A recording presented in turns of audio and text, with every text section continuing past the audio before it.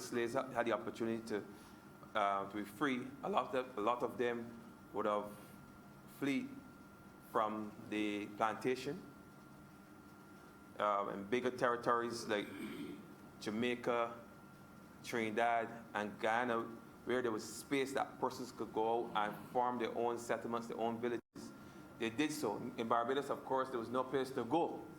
So we were forced to go back on the plantation and work for a small wage. But in Jamaica, Guyana, Trinidad, you could not pay a person enough money to stay anywhere near a plantation. So the British turned to their giant colony in Asia, India, and they brought in these Indian indentured servants. And with those servants, those Indians, as was mentioned by Senator Walker, came the ganja, came cannabis, but ganja was the Hindi name for it. That's why we hear that name in places like Jamaica, who would have borrowed from the Hindi use of the Hindu use of they use it as a sacrament then within the Hindu religion. So, contrary to popular belief, ganja was introduced into the Caribbean by Indians and not necessarily by Rastas, which is interesting because today most people associate cannabis use with the Rastas and with the youngsters and so on and so forth, but do not associate it with Indians at all, especially in Barbados. I personally have never seen anyone from the any Hindu using it. I'm not saying that they do or they don't, but I've never seen it. I've never seen any association between the two. In 1960s, what occurred in Jamaica, even though the Rastafarian religion would have been established back in the 1930s or so, in the 1960s is when you got mainstream a movement towards the use of ganja, mainly by young persons who, in their effort to reject and to shake off any aspect of colonialism, embrace marijuana, embrace cannabis, because it was an affront to colonialism. And that's perhaps why there's this link between the rebel movement, the rebel religion of Rastafarianism, that's how I term it back then, and cannabis use. And we saw that also in the 1970s, I think the year presented was 1975, where we saw Rastafarians take root in Barbados as well.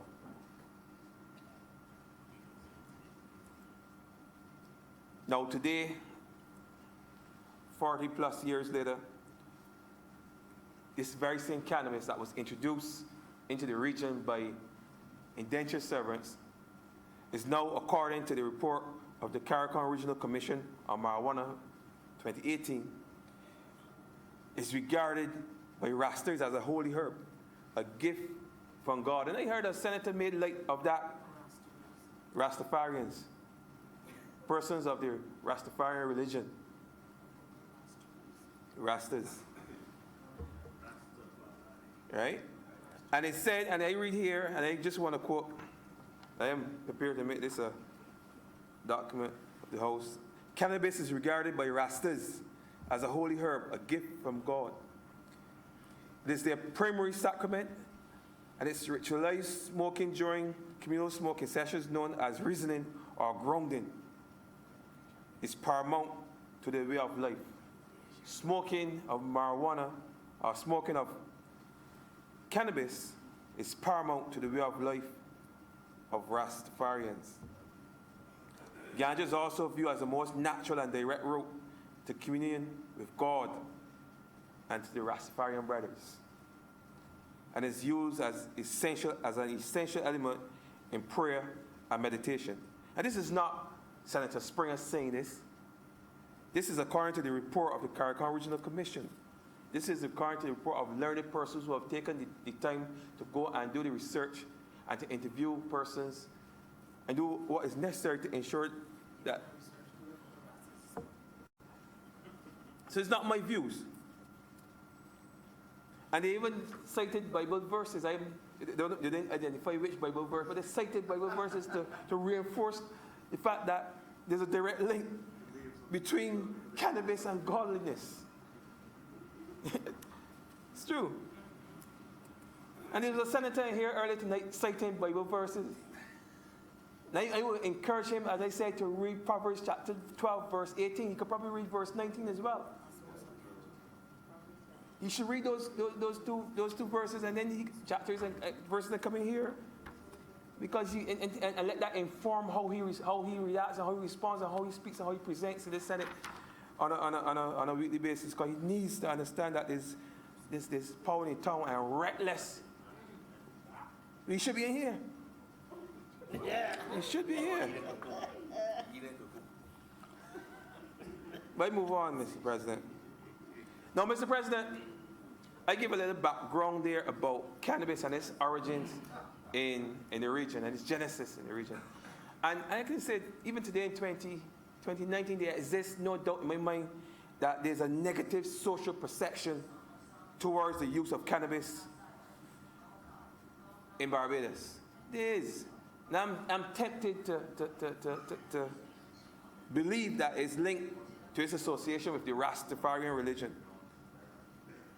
And some people may associate it with crime and violence. And I took it upon myself to go and research exactly, the perception based on a study that was done by Cadris back in 2003, which indicated that the majority of Barbadians, 59%, believed that this marijuana, as they call it, was harmful. And just about 36% of the population thought it was beneficial for one's health. People saw it as especially dangerous for young people, to add to what Senator Rogers would have said. Of course, that was in 2003, and a similar study was done some years later, just about 2 years ago, which shows that the view, this hardline view towards cannabis and its medicinal benefits has softened, and less persons believe that marijuana is now harmful. In fact, 52% of the population, based on a Cadre study done in 2017, says that 52% persons believe that it should be decriminalized or legalized. So people are moving away from that old thinking. I'm going to speak to that negative social construct that's taken root in Barbadian society and Caribbean society, to get a sense of where it came from. Because when you think about it, linking negativity and Rastafarianism and all these things is a false concept. You don't see a lot of Rastas or Rastafarians in any kind of trouble. When I read in the court papers, I don't see a lot of Rastas there, charged with crime and so on and so forth. I mean, apart from, you see a lot of young people, but not necessarily a lot of Rasta people, but yet there's a negative perception of Rastafarianism because of a colonial view that I'm going to address shortly. I tried to find out what happened, why a plant that in the 1920s, the early part of the 19th century, 20th century was sold in shops. You could go any place in Trinidad and buy as much cannabis as you want. You could, any part of Ghana, Jamaica, You couldn't go, you couldn't buy it. It was sold in shops like any other plant until about the 1930s or so, 1937. And I did my research and I came across, because sometimes you have to look north. Make no bones about it. There's a word, a term that I remember using as a student in university, term hegemonic discourse. And that, how I understood it, was that some countries' culture, their influence is so strong that they influence other people around them to do what they are doing. Just like Jamaican culture is so strong, their musical culture is so strong that they influence the entire Caribbean. They're losing their way now in terms of music. It's not as it's lost way to the African music that's coming over from Nigeria and these places. But their culture was so dominant in the region that we do what they did. We sport as they sport. We use their terms, even if we didn't understand what they were saying or what they meant in Jamaica. We use them here in the Caribbean. That is hegemonic discourse. That's a dominant culture. And mind you, North America has a dominant culture even in the Western Hemisphere, and it would have influenced in some way, shape, or form that negative perception that we have of cannabis here in the Caribbean. And when you look at it, and I think it was Senator Rogers who talked about it in the 1930s, when government official Harry Anslinger, when his war on drugs and his belief. That's why when I hear people say certain things, it bothers me about marijuana, cannabis not being safe, being dangerous for young people, being dangerous for women, being dangerous for children, and so on and so forth, because that is the exact same line that he took. He took the view that because it was associated with Mexicans and immigrants and blacks and athletes and musicians and so on and so forth, that it was bad, it had to be bad, because blacks were using it. And when white women use it, they were susceptible to black men. And that was a problem in the 1930s. Remember, this is 1930s America that we're talking about, Think about 1930s America and 1930s Barbados. Remember, we had the riots in 1937, so things were not the best here in the 1930s. And the perception of us as a people was, Rastas were even worse, but they weren't even a thing yet. But as a black person, you were inherently bad as far as the colonials were concerned, and the whites. So I was not surprised that part of the reason, or maybe the main reason why cannabis was banned in the States was because it was a drug that was used by non-whites, a drug that was used predominantly by blacks and persons in the music industry, because those racist, xenophobic views were rampant, were very commonplace in the 1930s, United States of America, all over. So, and there's no doubt in my mind that those views, and then there was something that was said. Don't let me move here too quickly. But I jot down a whole list of things here that Senator Franklin said, and I'm sorry that he's not here, but not being safe. And a lot of people are mad because they use marijuana. And funny enough, that was the same argument that was used by Anslinger to ban cannabis in the United States. Same argument. It sent people mad. In fact, if I recall, there was a case of a young Italian immigrant who had killed his entire family or something like that with an axe. And that was the case that he used to strengthen his argument to ban marijuana, introduce a marijuana tax in 1937 in the United States. It was that case. It's only years later people went back and studied the young man's family and discovered that the man was mentally ill. There were other issues at play.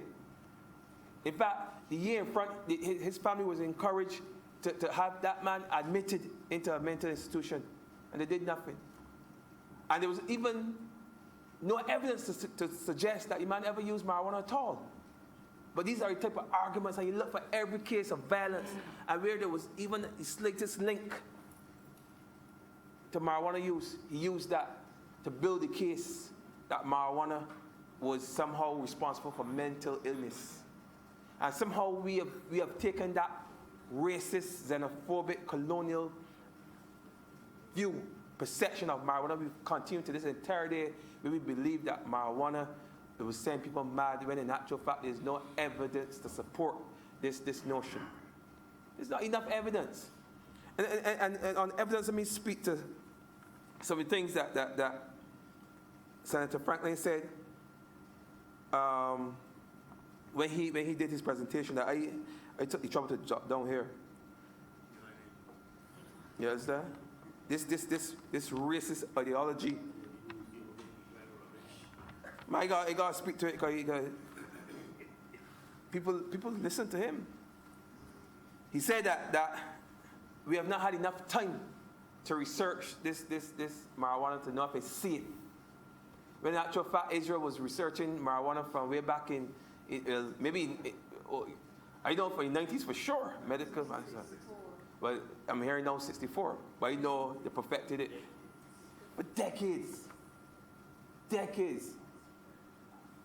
And when you look at conventional or Western medicine, where they go through the trials, the clinical trials, the whole process takes about how long? The research and development takes about what, 10 years? 1 decade? To determine if this medicine is safe? And we have a country that was researching marijuana for 40 plus years, some 20 plus years, but yet we have people coming here today in this honorable place and say that there's not enough research to prove that it's safe. Like, seriously? And that's not the only thing he said that I found to be upsetting. There was a number of other things. Then he said that we have to be careful. We have a nation of zombies. This exaggerated colonial nonsense. A nation of zombies. Because what? I mean, it's not like we're bringing cannabis into Barbados. I believe it's here already. And we don't have a nation of zombies right now. And then there's this view, and there's a real view that a lot of us should take the blame for, and it has something to do with language. Cannabis is seen as a drug and not as a medicine. And the term drug elicits a perception of something that's bad that can be abused, as opposed to medicine. You see, a drug is not. If a drug, when you think about drug, you don't think about a prescription that a professional who's trained in his field that he would have prescribed that to you. So you can conjure all kinds of negative perceptions of drug as opposed to medicine. Whereas we have medicines that people can go into the pharmacy next door there and buy that are just as harmful or even more harmful. I didn't need to call the names. You can buy anyway. But you can go anywhere in Barbados and buy these opioids and benzos and all these different things that young people can go and buy that are just as harmful or more so than marijuana. But we don't have there's no negative social construct, no negative perception about these drugs because a doctor can prescribe them because they're made in North America, because they're made in the West, so they're good. Even though they're bad, they're still good. We have to discard, we have to somehow change the narrative about marijuana. That's our biggest obstacle. To get people to understand that marijuana is just a plant. If it's abused, it can be harmful. If you abuse anything, it will be harmful. And that's the reality. If you abuse anything, it's harmful. But it has to do a lot with perception. That's why I think, as politicians, language and perception. There was a time I recall a young lady came to speak to us, and she spoke to us about race. and that race was a political construct. I didn't understand what she meant at the time, that race, being white or black, was determined on what country you were born in. If you're born in Barbados and you look like me, you're black. Simple. If you look like Senator Adams, maybe white. In some circles. You go to Latin America, I'm black and he's white. You go to South Africa, I'm black and he's colored. You go to America, I'm black and he's black as well. This reality is a political construct determined by politicians. If you're black or white, and I found that so amazing. And the same thing applies to marijuana. It's up to the political class to change, to drive the narrative that says to the populace that this is not bad. This is not harmful. What we believe and what we have heard and what we know about marijuana and the perception that we carry about marijuana is rooted in a racist, xenophobic, colonial ideology that has no place in the 2019, 21st century Barbados. It just does not have any place in a modern Barbados. We need to dispel all these notions about marijuana and its use. And when we get past that, then we can look at building a marijuana, a cannabis industry, a medicinal cannabis industry. When we understand that there's nothing wrong with the plant. Which brings me to the vision of the bill. And I just want to look at the vision of the bill. I had listed some things here. Maybe it fell down here. Still on there every time here. Oh, here it is. Thank you. You know, the vision of the industry in terms of where we can go with this industry. Now, marijuana, I'm saying marijuana because that's a term that a term that I use commonly, but I really haven't learned the origin of the word. I haven't learned that the word is rooted in racism and xenophobia. I haven't learned that the word was used to invoke and elicit anti-immigrant perceptions and get people to think that marijuana is bad because it's linked to Mexicans. I really feel uncomfortable using that term. Should probably perhaps use cannabis or ganja, which has more pleasant etymology or origin. But as I said, this medical marijuana or medical cannabis is a multi-billion-dollar industry, industry. And I think it's something that, as a country going forward, we should look, to look at in terms of generating revenue for our economy. And in doing so, empower our people with the necessary training, necessary skills, necessary tools to fully exploit this particular industry.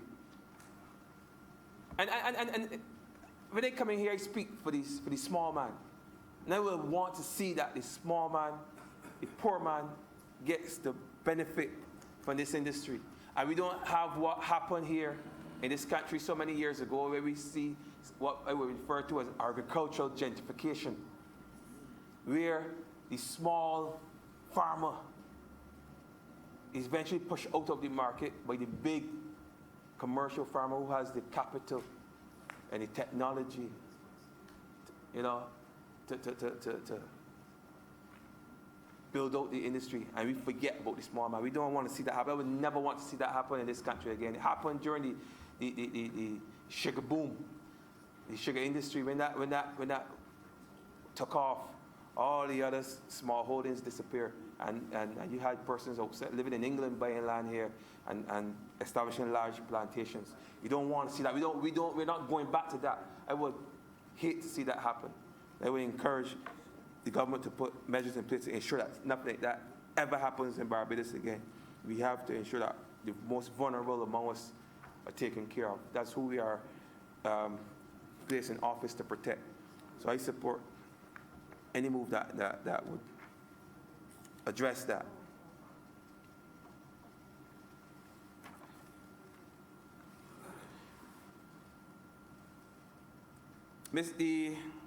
Senator Walk, Franklin, he also made reference, now I'm on the topic, I know I addressed it earlier, but was out of line at the time, where he looked at the use of the spas, we call cannabis tourism or marijuana tourism, the benefits that could be accrued from that. You know, I looked, when I was studying and researching for the tourism levy bill, for another bill, I discovered that one of the fastest growing aspects within the niches within tourism now is what you refer to as marijuana tourism, cannabis tourism. And these therapeutic facilities that we envisage in the bill, I suspect, is the direction that this country should go in to tap into that revenue. I just want to make the point that it has been recommended that smoking of the marijuana is not a desired or is not a recommended means of administering the cannabis. It's not. I'm speaking to an empty chair, but I just want to make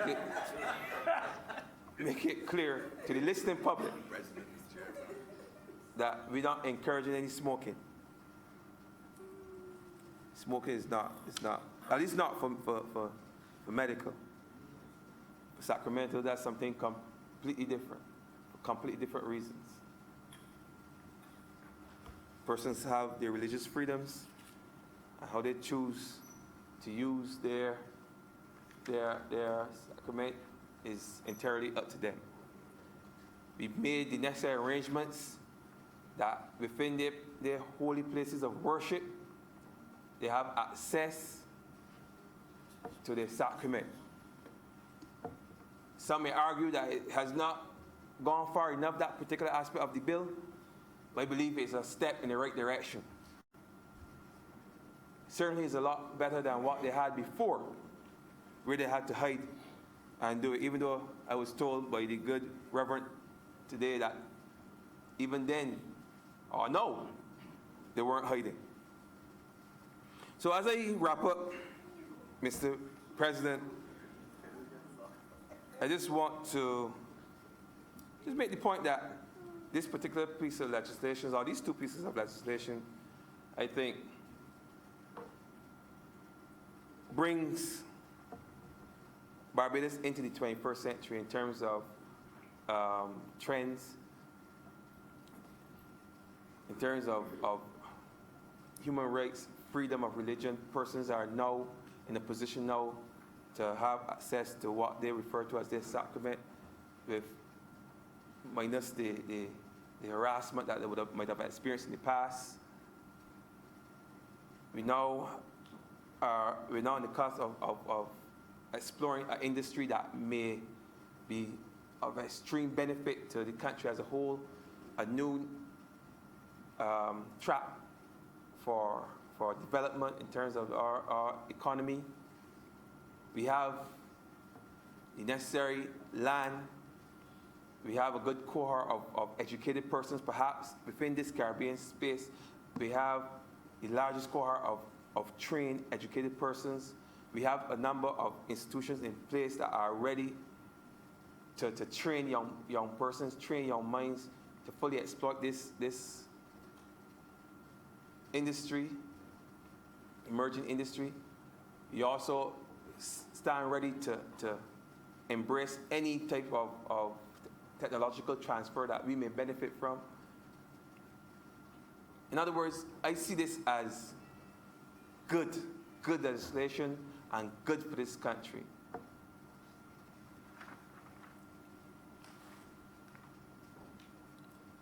But as I said early, we have to work on dispelling this racist, colonial, xenophobic perception that anything that is black in origin, benefits the black person, comes from a place other than Europe, is bad. We have to dispel that. We have to work on reorienting the views of our people against marijuana. And one last thing. In response to Senator Rogers, I sat down here, I enjoyed your presentation. I was really impressed. Your knowledge of marijuana, cannabis. I'm learning a lot of new things about you, sir. Your interest is wide, far-reaching. Very, very complex, Reverend, very complex personality. But I don't know if I share your fear. I'm sure there are regulations already in place to protect our young people. And as a government, we would do all in our power to protect our young people from what you suggest may very well happen. I think because there's no regulations in place, I think that's the reason why they have access to marijuana in the way that they do right now. When you legalize something, when you regulate something, you can put certain things in place. And you see it with alcohol. We're at a certain age, even though we know that for years, grandfathers and grandfathers would send their child to the shop to buy alcohol, but we know at a certain age, you shouldn't be selling a child alcohol. That's something's regulated. You get that happening. People will not sell a child or give a child something that they know the law says is not, they're not the right age to purchase. But with regulations, you get that kind of discipline. Without it, you get what we're seeing here now. I suspect, with the change coming, the whole concept of cannabis use is going to change. The whole culture is going to change. This bill is going to change the culture of Barbados. Mark my word. It's going to change the culture of Barbados over time. We're going to see some gradual changes in the way we perceive things in this country. As I said, as I close, just want to say I support this bill 100%. I like the direction that is going in terms of changing this racist ideology. I like the potential in terms of what it can add to our economy when we fully embrace this new industry. So with these few words, Mr. President, I'm obliged.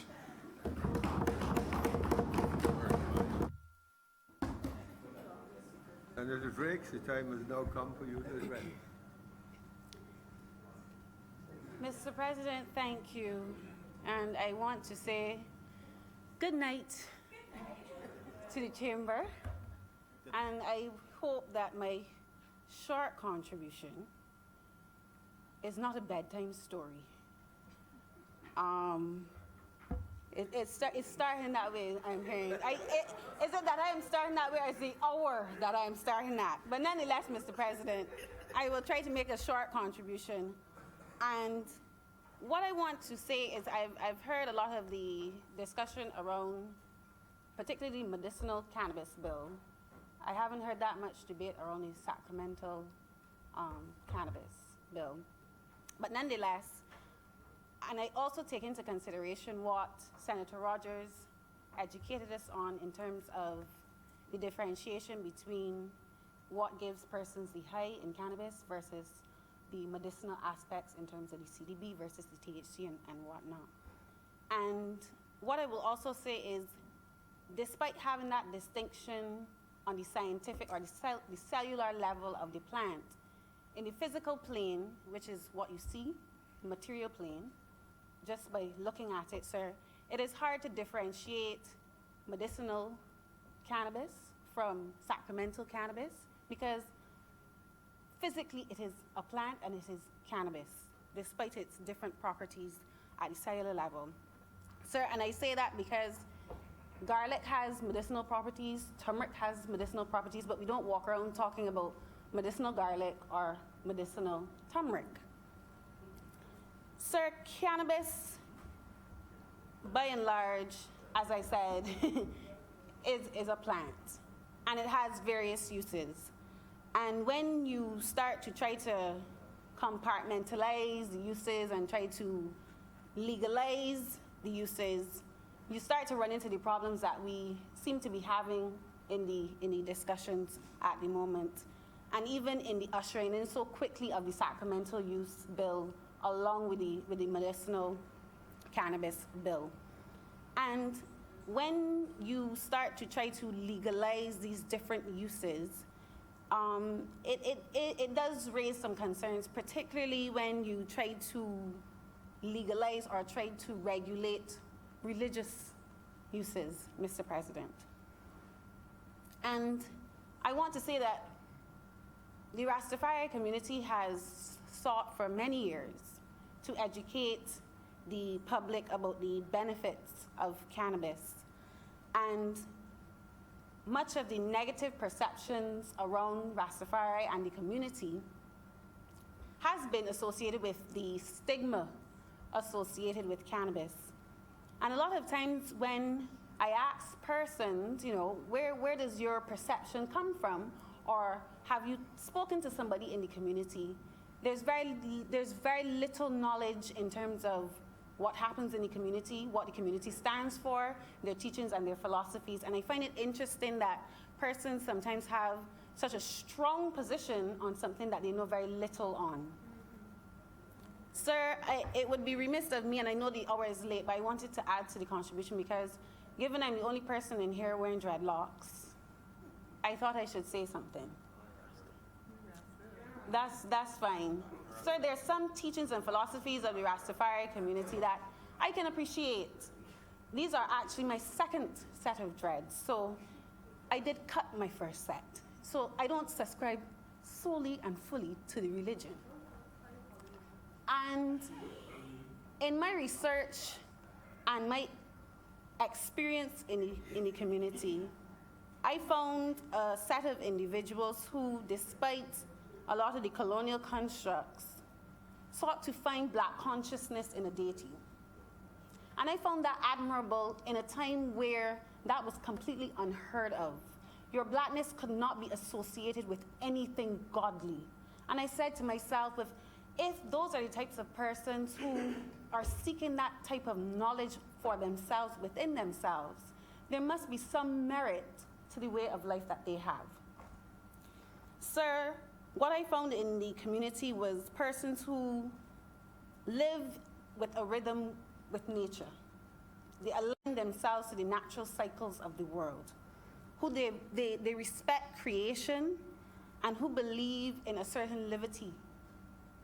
There's a strong commitment to promotion of life, Mr. President. And even in something as subtle as words that they use, they're very careful with. And we've heard it today that the power is in the tongue. Word sound is powerful. And when you look at the type of words that they use, you would never hear a Rastafari say, I understand. He would say he overstands, and even further, when you speak, they understand what you're saying. I know we have an honorary Jamaican in the chamber. So they understand that when you talk,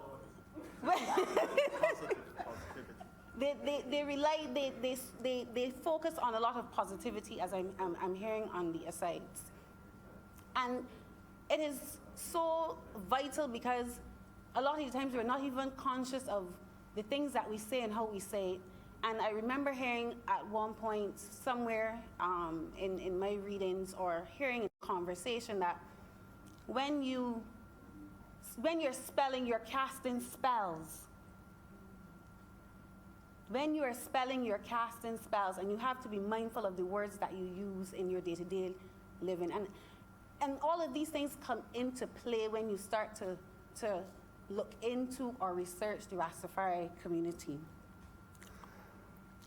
And in the experience that I had, what I found was a group of individuals who use the cannabis as a plant and for sacramental purposes in their day-to-day living. And what I also found very interesting is that the perversion that the rest of society had towards the plant, they did not have.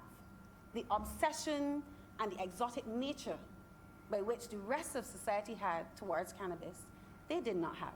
They used it alongside all other herbs to be used in its natural order and discipline. And for me, what we're trying to do today is remindful of something I read quite recently where it said, political power is the ability to determine what is right, what is wrong, by whom, to whom, and to what degree. I thought that that was very fitting of these two bills that we have before the chamber today, Mr. President. And it's quite clear in Part 5 of the medicinal cannabis bill under general penalties, and my colleague spoke to it earlier, where the fine is actually $100,000, whereas in Clause 8 and 9 of the Sacramento bill, the fine for contravention is $10,000. So again, it is what is right, what is wrong, by whom, to whom, and to what degree. So now we have a situation that Western scientists and capitalists have found an opportunity. The scientists have said what the Rastafarians have been saying for a number of years. There are benefits to cannabis, and the capitalists have seen a new avenue for making money and a high return on investment. But we have to do it within these parameters, these legal parameters, which we are going to have some difficulty combating the cultural position that we usually find ourselves on when we talk about cannabis. And where we also find ourselves is similar to where we were in the 1930s as it relates to the legalization. It was about economics at the time, and today it continues to be about economics. As Senator Adams noted, we're somewhat at a reset in terms of where we need to go in terms of growth, and I agree. And we have to find areas where we can look for new injections of economic activity. The figures that I found for the legal cannabis market in another 5 to 6 years is around $66 to $7 billion globally. And as was earlier mentioned, Israel is at the forefront of research and development. But when you dig a bit deeper into Israel's case, Israel has a cultural advantage. They are the leading exporters of clinical data for cannabis, but that is on the bedrock of a cultural practice that they have called kibbutz, K-I-B-B-U-T-Z. And that is a system whereby you have farming by collective and joint ownership. And they can easily implement precision agriculture in their society in order for them to have the plants that they need to have to do the R&D. When you take that type of context to why they're good at what they do in terms of R&D on cannabis, you have to take in the cultural aspects of the country. And my question then becomes, if we're moving in the medicinal cannabis industry, do we have the culture to support such an industry? We have a number of problems plaguing our agricultural sector, such as poor soil quality. Some would argue, okay, well, we moved to hydroponics in terms of production, and that also comes with its problems in terms of financial constraints. I can tell you even the pumps and the filters for hydroponics are quite expensive. We also have the issue of scarce water availability. Predial larceny is and continues to be a major hindrance in agricultural production in Barbados. It's also a disincentive. A lot of people tell you they're not going to get into agriculture because of predial larceny. And I quickly looked up the bill in the act, the Predial Larceny Prevention Act, Section 11, and somebody can correct me if I'm wrong. I'm seeing a fine of only maximum of $5,000. So you have people pouring sometimes hundreds of thousands of dollars into agriculture. Somebody comes and reaps the benefits, and they're only faced with a maximum fine of $5,000. And that's something, if we're talking about cultivation and harvesting and the like, we really, really have to address that fine as it relates to predial larceny. And the list goes on and on as it relates to the problems in the agricultural sector. But sir, what I want to say is something that Senator Springer also brought up, is this divide that could occur in terms of foreign ownership and local ownership.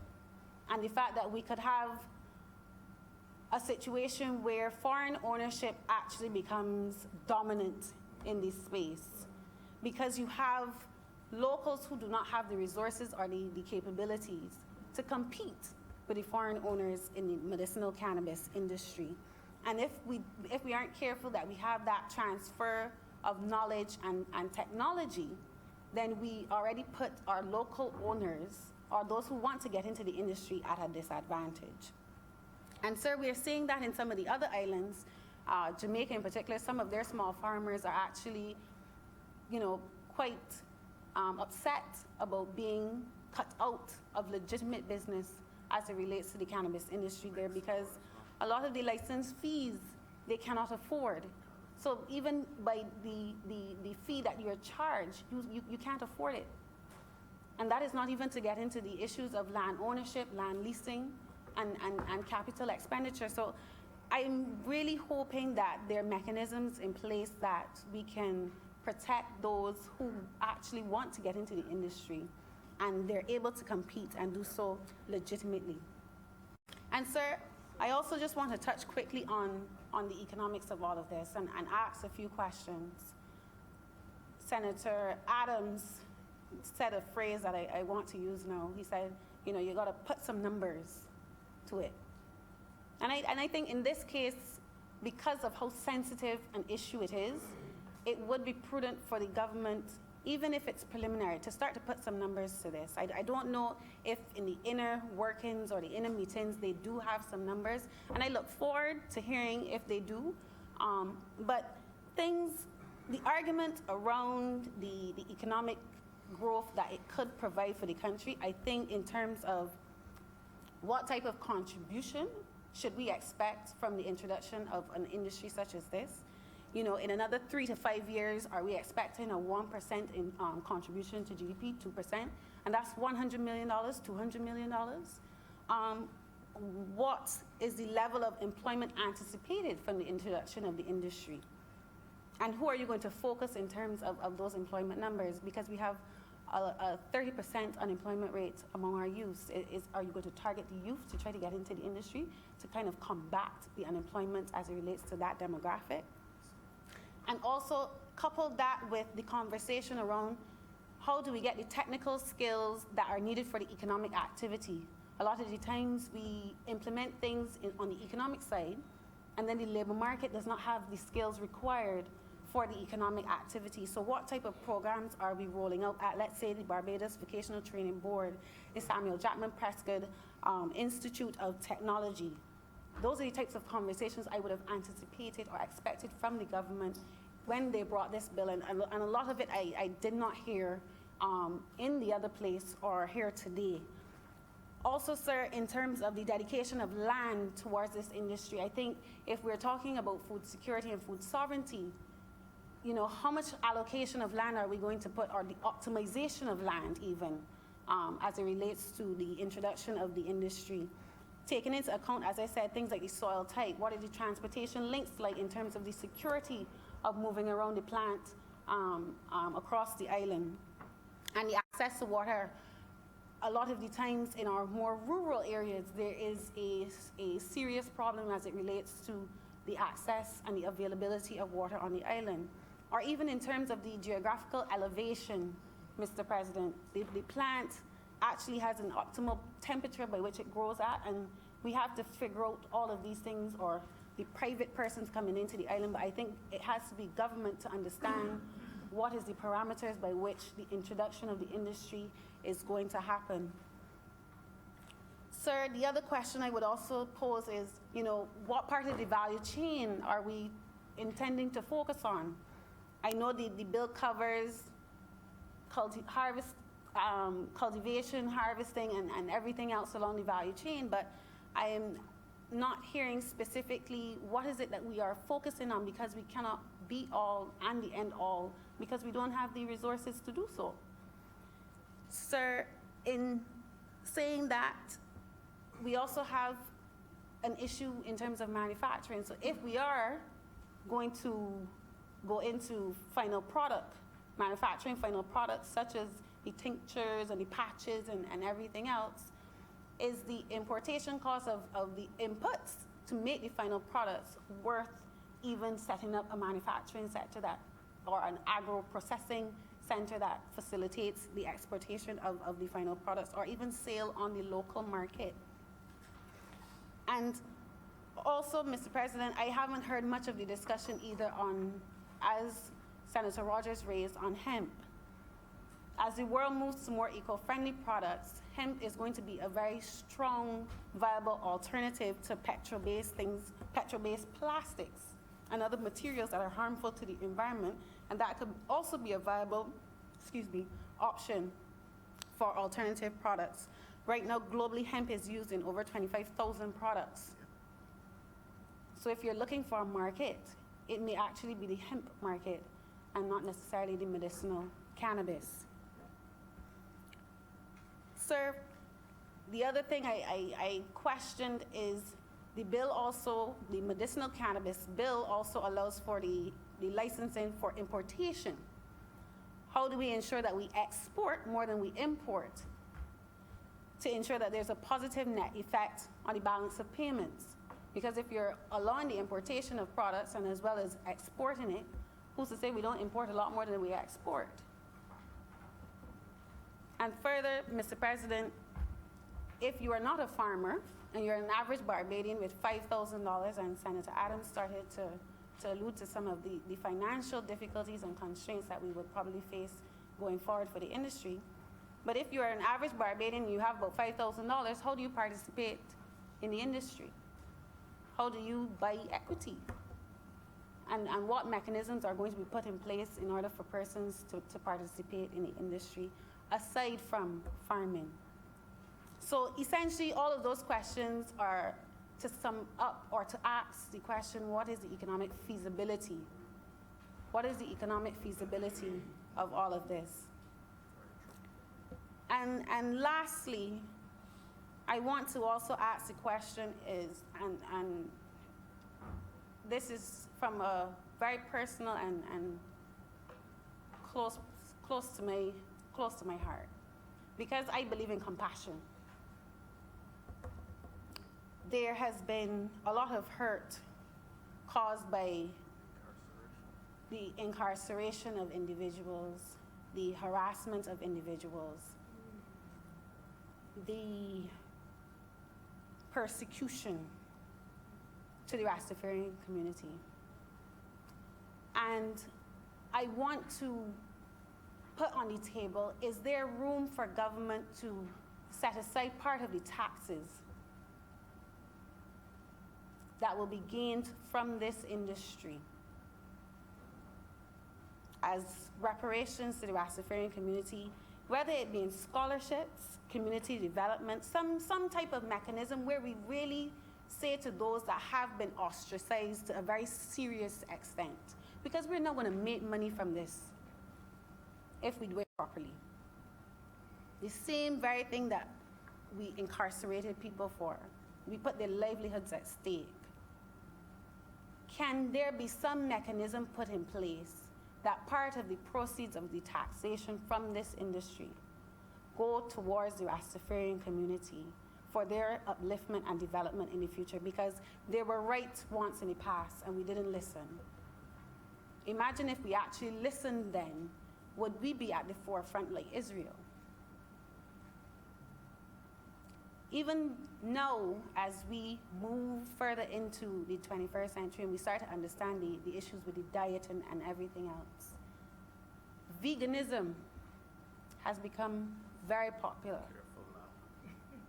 No, veganism has become very popular across the world for whatever reason, but various reasons. The same Rastafari community has said to us for years, ITIL is vital. So, sir, I just ask that we start listening to our own more closely. we start listening to our own more closely and try to see if there are opportunities that we have right on our doorstep, but we refuse to listen to those who we may not think have the knowledge or the education, but sometimes they are a lot more wise than we perceive them to be, Mr. President. And as I said, I don't want to read a bedtime story, so sir, with those remarks, I am obliged to you.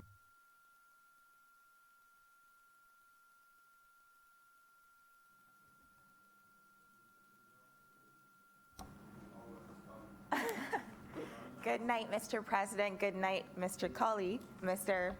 Oh, I'm that tired. Good night, colleagues.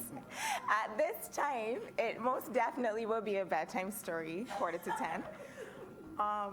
Right, so a few things that we grew up hearing that we shouldn't talk about when we're in polite company are money, politics, and religion.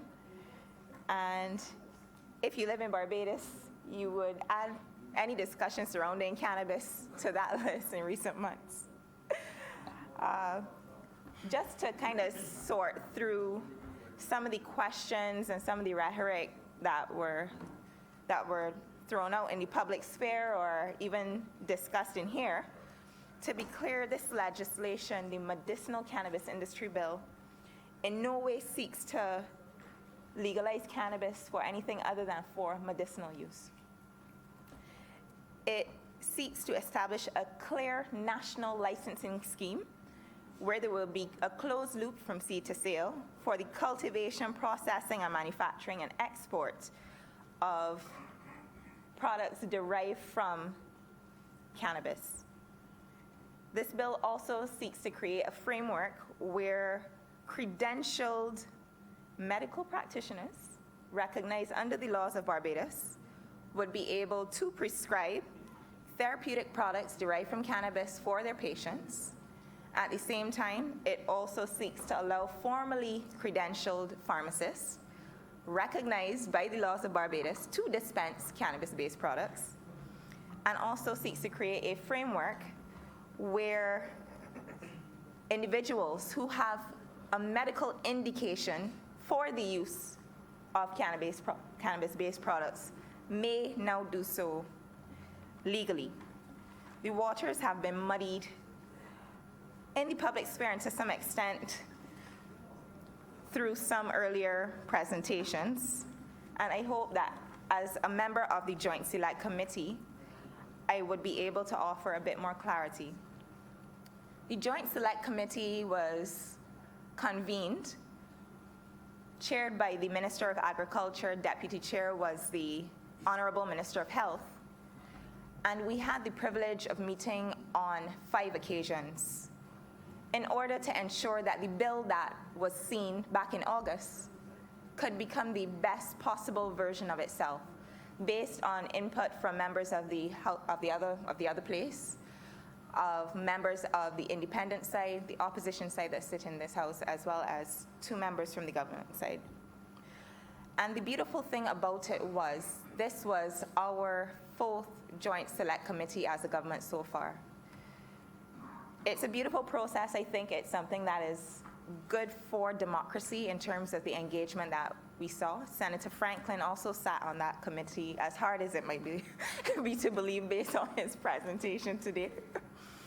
But as he made reference to, the first day that we showed up at LESC, because we met off-site, which was actually, I believe, the first time that members of the houses had met off-site, there was a line going down the stairs.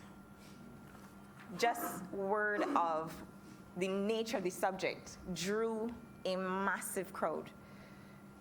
And whatever he mentioned was ironed out, and we were able to hear from a wide range of members of civil society and different groups, including not people that were handpicked or people you wanted to hear from, but key stakeholders that should, we believe, have valuable input and be able to help us to shape the legislation in order to make it the best version of itself.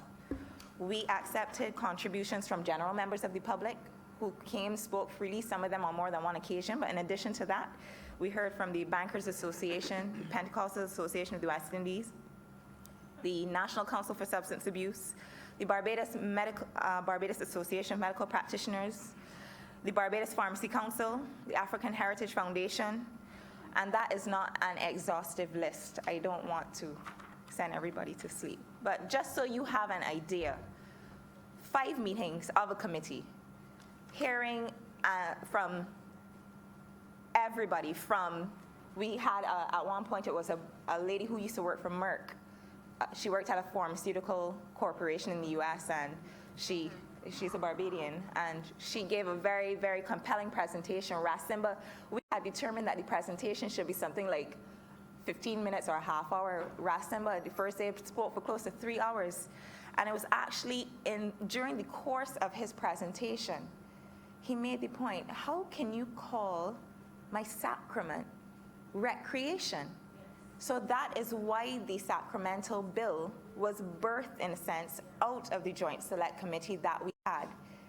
It was a very, very compelling case because as a follow-on from that, the Attorney General made it clear that in the OECS courts, Justice Ventos, I believe his name is, that's right, had made a ruling on a case relating to the use of sacraments, so he had established that precedent had already been established.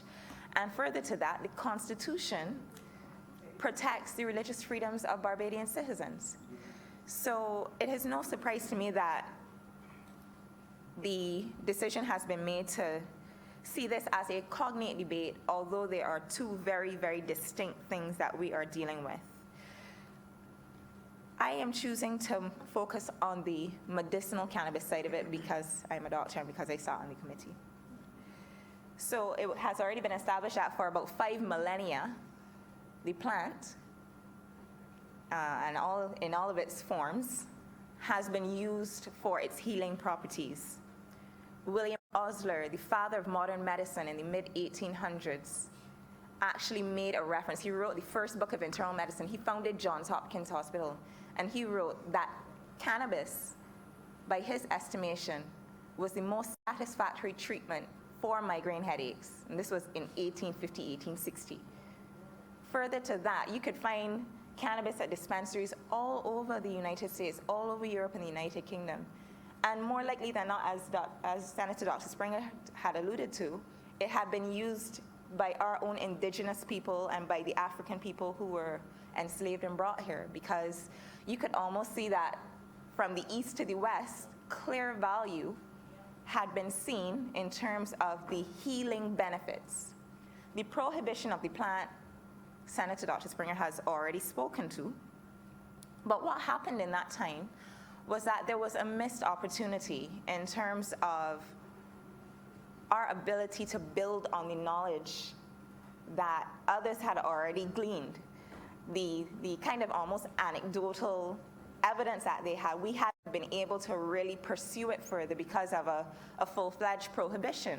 Many people already know that in the United States, it's classified as a Schedule I drug, which, according to them, has a high abuse potential and has no known medical benefit. But yet, Reverend Rogers could identify patent 6603-507, which they had from 2003. It just expired in April, but basically a patent for a cannabinoid where there are antioxidant benefits for the nervous system.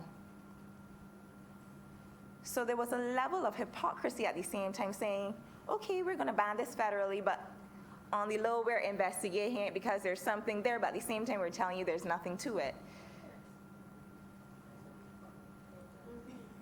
Yep, it's fascinating.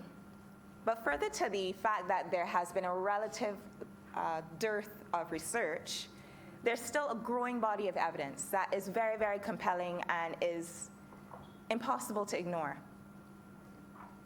In the same United States, the Federal Drug Administration has approved a number of cannabinoids for various purposes. Dronabinol and nabilone for chemotherapy-induced nausea and vomiting.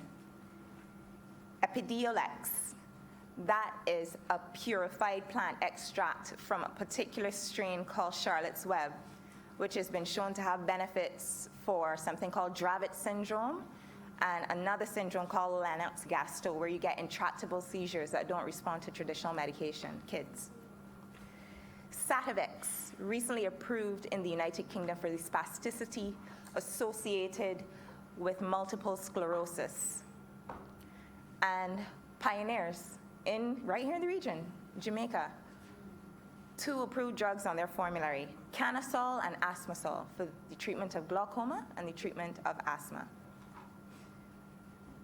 So for someone who sat on the committee, an honorable member who sat on the committee,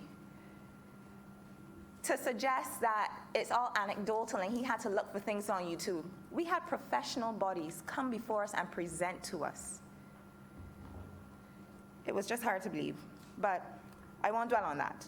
There are clear benefits to it. And further, I wanted to speak to the safety profile of cannabis for medicinal use.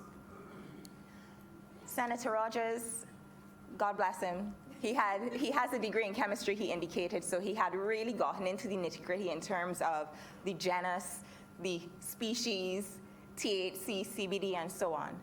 But one thing that kind of stood out in his presentation that I believe needed to be addressed was that it sounded to me, I could be wrong, as if he was suggesting that CBD is the only cannabinoid that has healing properties.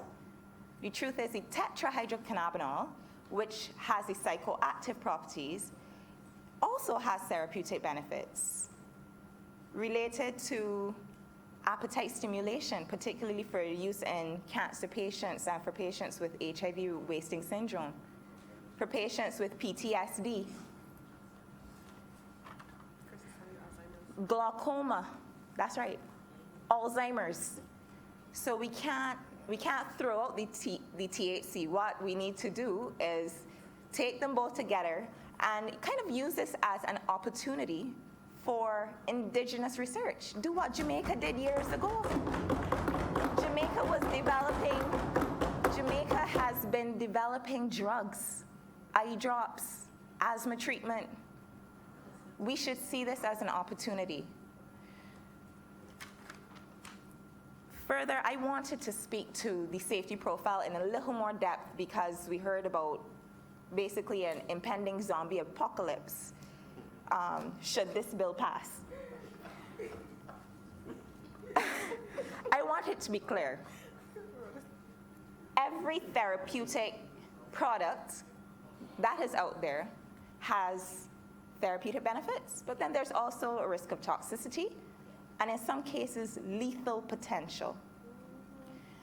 When we talk scientifically about the safety of a drug, there are 2 indices that you have to be aware of, something called the LD50 or lethal dose 50, basically how much of the drug would it take to kill 50% of people using it, and something called the therapeutic index.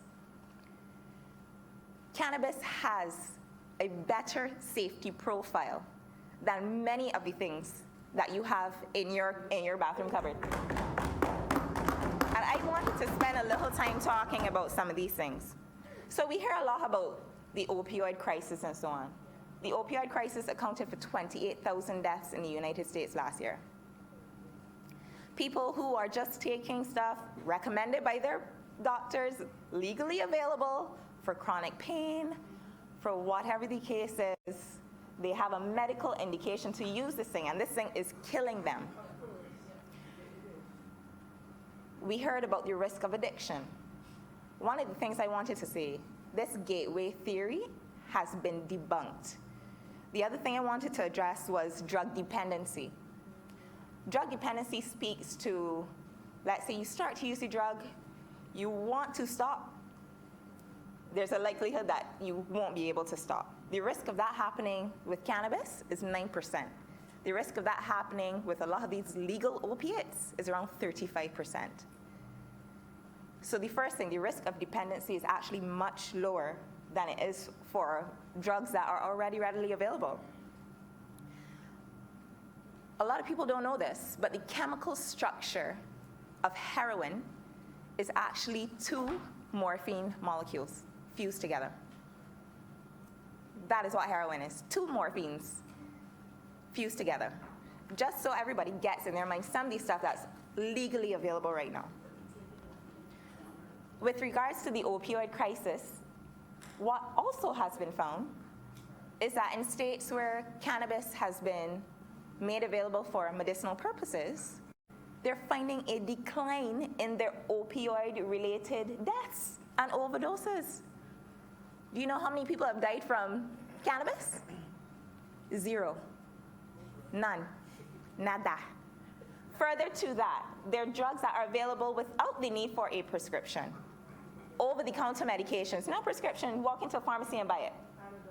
Let's talk about cough syrup. Dextromethorphan.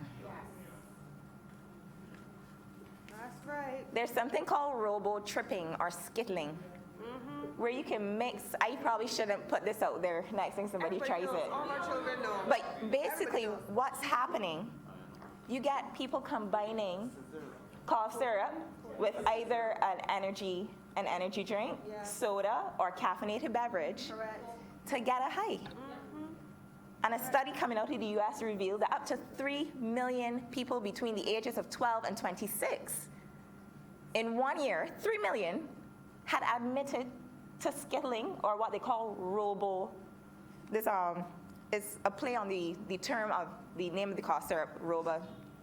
I won't say it. Another one, an anti-diarrhea called loperamide. No, sign out. It is actually an opiate, but it's designed not to cross the blood-brain, something called the blood-brain barrier, so you tend not to get the neurological effects unless you use a ton of it. But it's relatively available on the shelf. You could buy 5 bottles. These are things that are not regulated. Let's talk about Panadols. Aspirin. There was a study called the ASPRI trial. My medical colleagues might know about it, where incidentally, they found an increase in all-cause mortality for otherwise healthy elderly individuals who were using aspirin. Literally, the risk of death was increased compared to placebo. So you were better off taking nothing than using an aspirin if you did not have an indication for using aspirin. These are real clinical trials. I'm talking New England Journal of Medicine, Lancet. They're there, a Google search away. So when people tell me they're looking at YouTube and anecdotes, I don't know. And one last point I wanted to make. The most commonly accessed psychoactive substance worldwide is not cannabis. It's caffeine. Caffeine. Don't trouble me though. We won't get into alcohol and tobacco and all of the other things. But basically wanted to show you that the science shows us that the safety profile of cannabis is actually much better than a lot of the things that we are readily accessing already, some of them without prescription. And I wanted to hammer that point home in light of the zombie apocalypse reference. Why I also believe that this is important is that we got a submission from the National Council for the Disabled, and it really brought it home. And you made a reference to compassion that I think is so important, because so many times we're hearing the evidence isn't there, the evidence isn't there. But we have to be guided not just by science, but by the compassion. They made a case for their constituents, where they're explaining they have patients with intractable seizures and spasms, people who have crippling pain. The reference was made to something called medical refugees, forced to pack up and go to Canada and other places to get help. If they wanted to get it here, the bureaucracy of the past would have required them to get something called an import license. you're suffering with chronic pain or you're dying from terminal cancer, the time that will pass while that requisition sits on somebody's desk, Lord help you.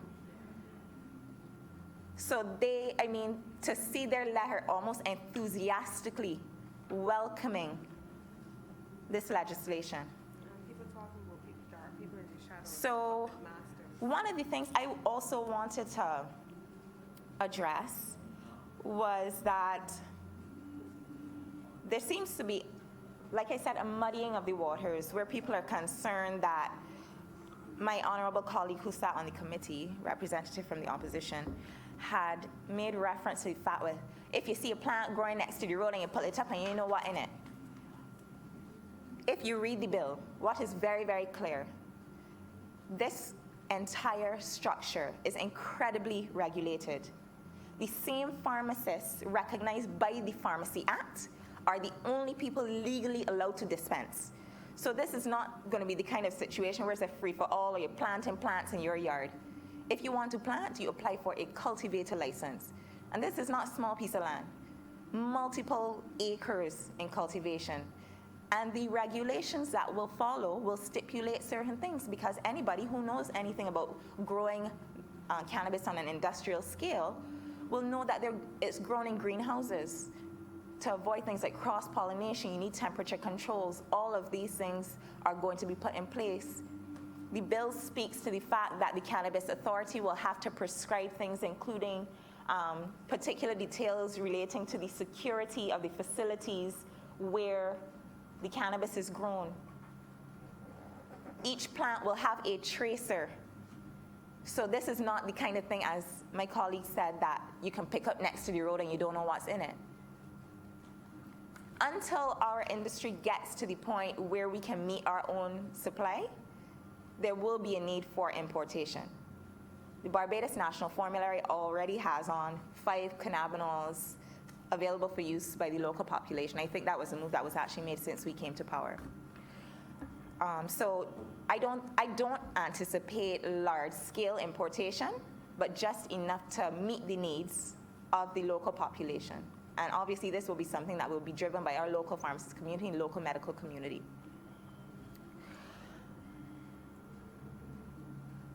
I will not be lengthy because it's after 10. I'm going to close up shortly.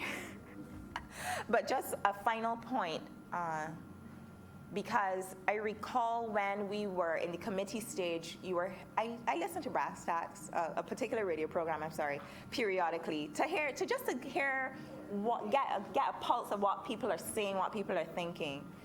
And I kept hearing a constant refrain. They ain't growing the food. Why are they growing marijuana?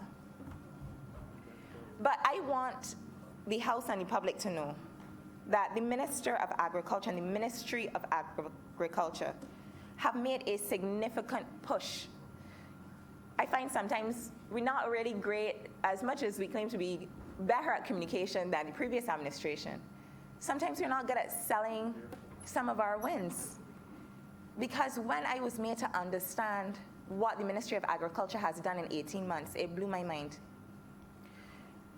One of the things that many people might have heard of was something called the FEED program, which launched back in May, a program that's seeking to train 2,000 farmers, not just in crop cultivation, but animal husbandry, greenhouse construction, all of those things. And on top of that, participants in the FEED program are being given access to land, a minimum of 3 acres of land. I was made to understand that in 2018, Barbados did not export any Sea Island cotton at all, 0. That is what it had come to in the preceding decade. We currently have 350 acres of Sea Island cotton under cultivation, and if anybody doesn't understand the value of Sea Island cotton, it's the most valuable cotton on earth. A Sea Island cotton shirt will set you back about $500. Further to that, there's an effort to develop what's called a value chain, where we're no longer just producing it, but producing the end product. So the weaving and those things are areas that the ministry is actively looking into. As far as the sugar crop goes, the sugar cultivation goes, obviously we have a long history. We know that the crop hasn't been performing like it was. But that's another area where they're looking at a value chain. Agroforestry is another area. They're looking to increase the number of heads of black-belly sheep to 1 million heads. That's right. And you had made a reference to the lack of water in certain areas and the impact on farmers. Currently, the ministry is engaged with the Caribbean Development Bank in an area called Spring Hall. Yeah, where they're doing something called water harvesting. So there are a number of different projects going.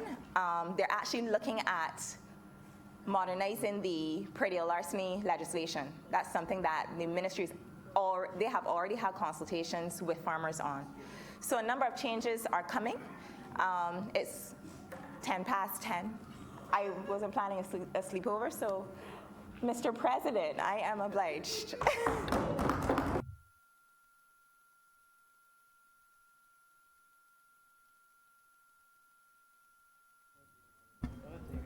Concluding address, I recognize Senator Dr. Mills. Thank you, Mr. President. I rise at this late hour when nobody's listening and everybody's sleeping. But I rose principally because I sat as a member of the Joint Select Committee, and I was rather disturbed to hear Senator Franklin's comments today when everything he said did not exist in the report. And that's all I need to say on that matter. That I have just said what I had to say on it. You must not have break. Everything that he denied exists in the report. Mr. President, the Joint Select Committee heard from many persons and there were extensive discussions. And I think one of the most impressive presentations was done by Dr. Blenman.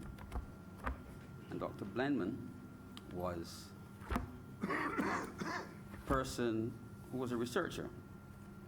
Her name is Dr. Roseanne Blenman. And she made 3 principal points, and I want to read for this honorable chamber the 3 points that she made.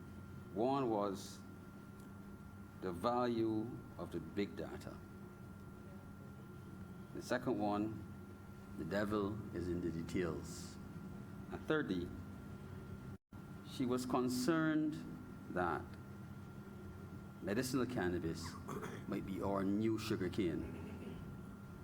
In this sense, and I will speak on the new sugarcane issue because she felt that we might grow medicinal cannabis, and as has been stated, there are lots of categories of licenses, but unless you have the money to invest in the end product where the money really rests, you may well be entering into the zone of where sugarcane took us, where we worked hard in the fields, produced brown sugar and molasses, sold it, and then other persons made the money. And it's quite obvious, based on the requirements and the regulations to come for this bill, that the average person, and they say average person on purpose, will not be able to compete in this marketplace. The level of security that is required will be modern and technologically based and expensive. So I hope that while we are selling this as a big thing for Barbados as a country, and it can be, for the individual, it might not be. Now, part of the bill speaks to the possibility of 30%, well, all of the investment has to have 30% local ownership. But local ownership doesn't necessarily mean Barbadian, because there's a part of, I think it's in the Immigration Act, where you can get immigrant status on the basis of your ability to invest. And that might well influence who owns the bigger parts of it. overall, there is the possibility that Barbadians might well be able to bring cash together, since the banks at this stage are not yet supporting how we deal with the money to be made or the money to be borrowed to invest. Now, one of my colleagues in the Senate assured us that 9% of people being affected by marijuana is not a lot. Mr. President, I have had personal experience from seeing what happens in families where young males have been, and young black males under a certain age, have been severely affected. And for every one person that it happens to, that's 100% for that family. And therefore, we must not pretend that it doesn't happen. And while I agree with Senator Dr. Haynes that there will be no zombie apocalypse,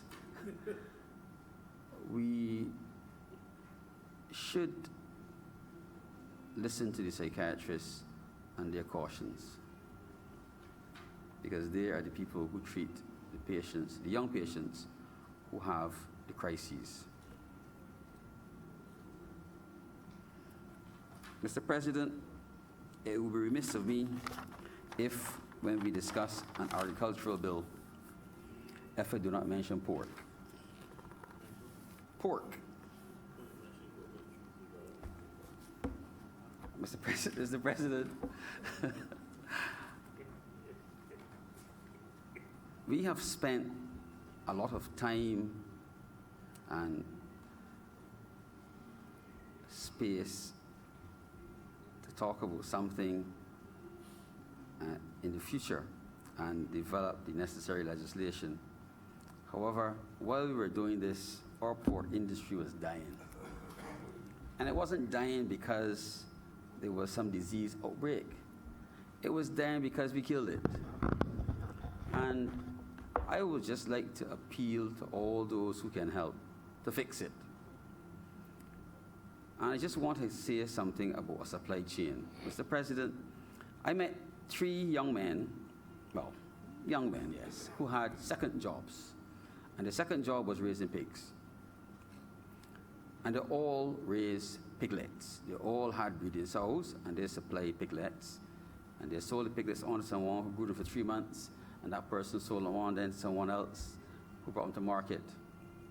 And then it was the butchers. So one piglet passed through 4 families. So you will notice now that if you drive through the countryside, particularly on Saturdays when people tend to clean the pig pens early in the mornings, you don't smell it, because there are not many pigs anymore. Because pork is not competitive. So we need to fix it. But the value, Mr. President, in that matter is not only the numbers of pigs. If we allow our unique genetics to die off or to be killed off, we have to start again to build back 60 to 80 years of genetic material.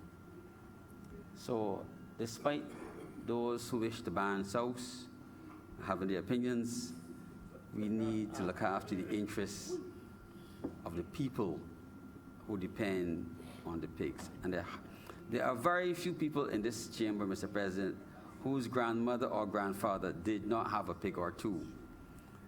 And that pig would have paid for school fees in the days when we did not have free secondary education. Mr. President, I am not going to make many comments about the other bill before us. Suffice it to say that the definitions worry me, in that I listened to Senator Rogers' interpretation and suggestions about whether we could have one plant versus another for sacrament. I don't wish to enter in discussion on that matter. But I believe that both bills and the conditions for both require tremendous security.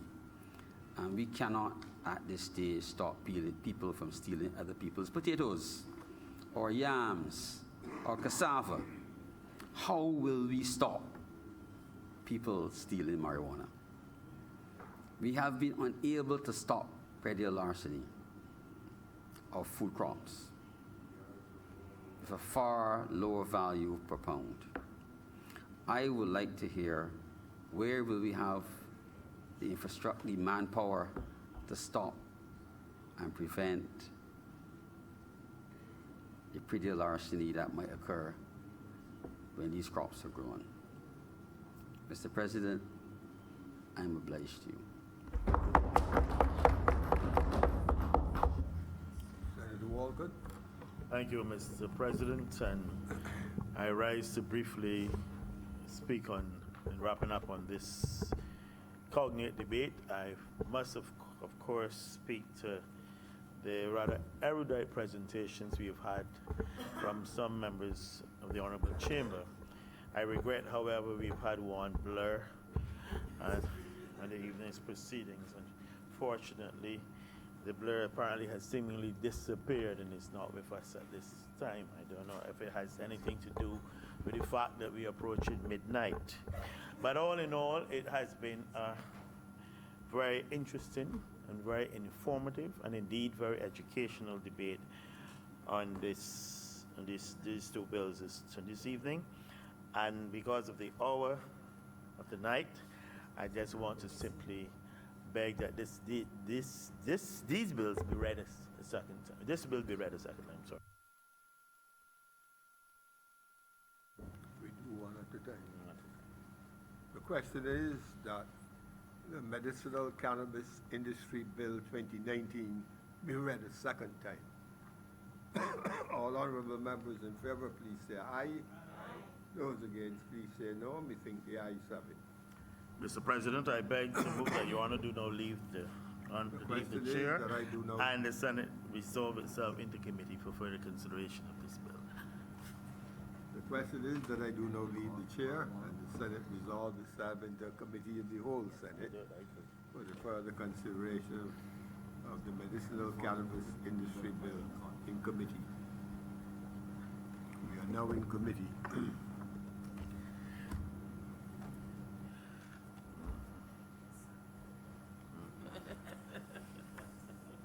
Yeah.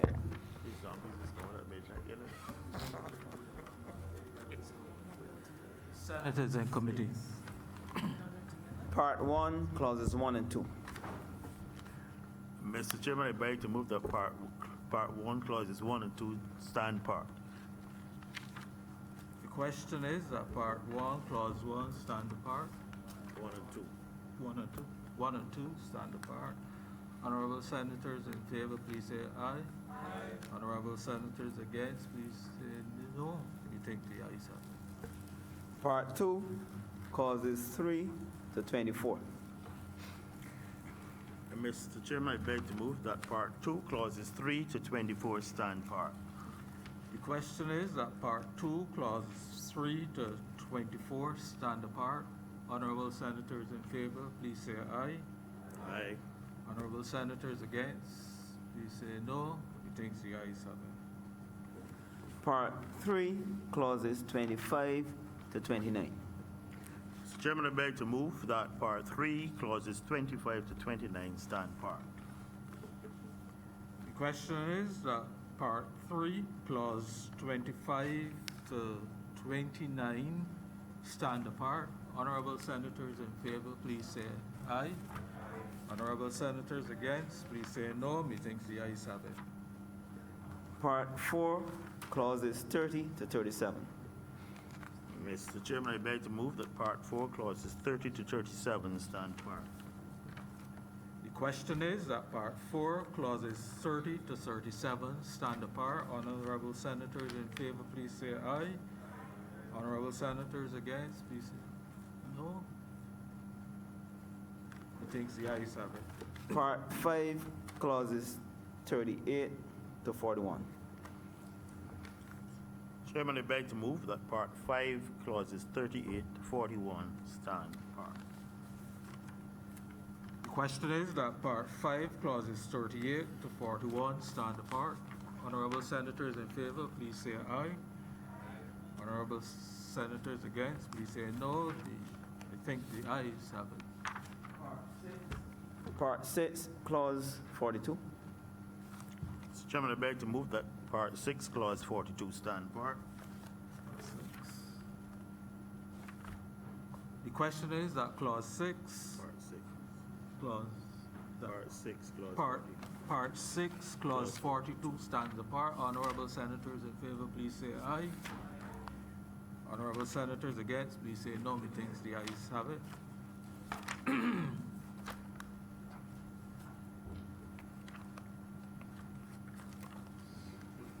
Part 7, Clauses 43 to 46.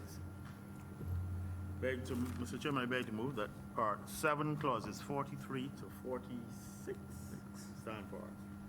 The question is that Part 7, Clauses 43 to 46 stand apart. Honorable Senators in favor, please say aye. Honorable Senators against, please say no. Methinks the ayes have it. First schedule. Chairman, I beg to move that the first schedule be a schedule to the bill.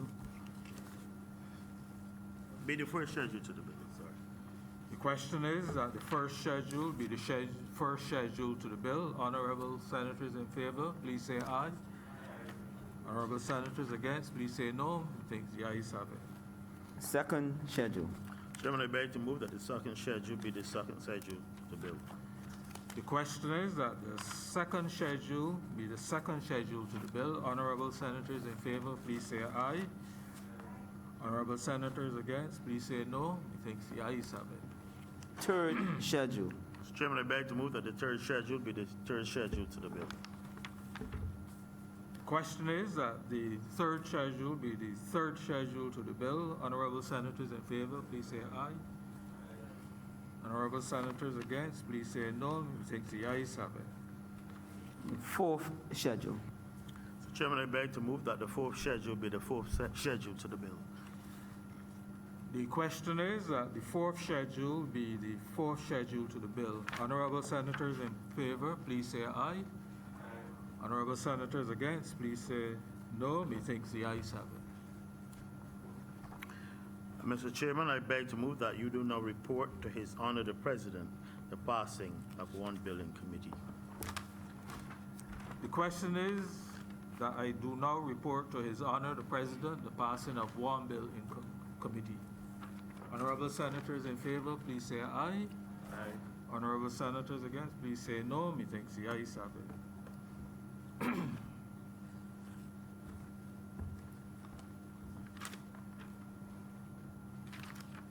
The chairman has reported to me the passage of the bill under consideration in committee. Mr. President, I beg to move that this bill be now read a third time. The question is that the Medicinal Cannabis Industry Bill 2019 be now read a third time. All honorable members in favor, please say aye.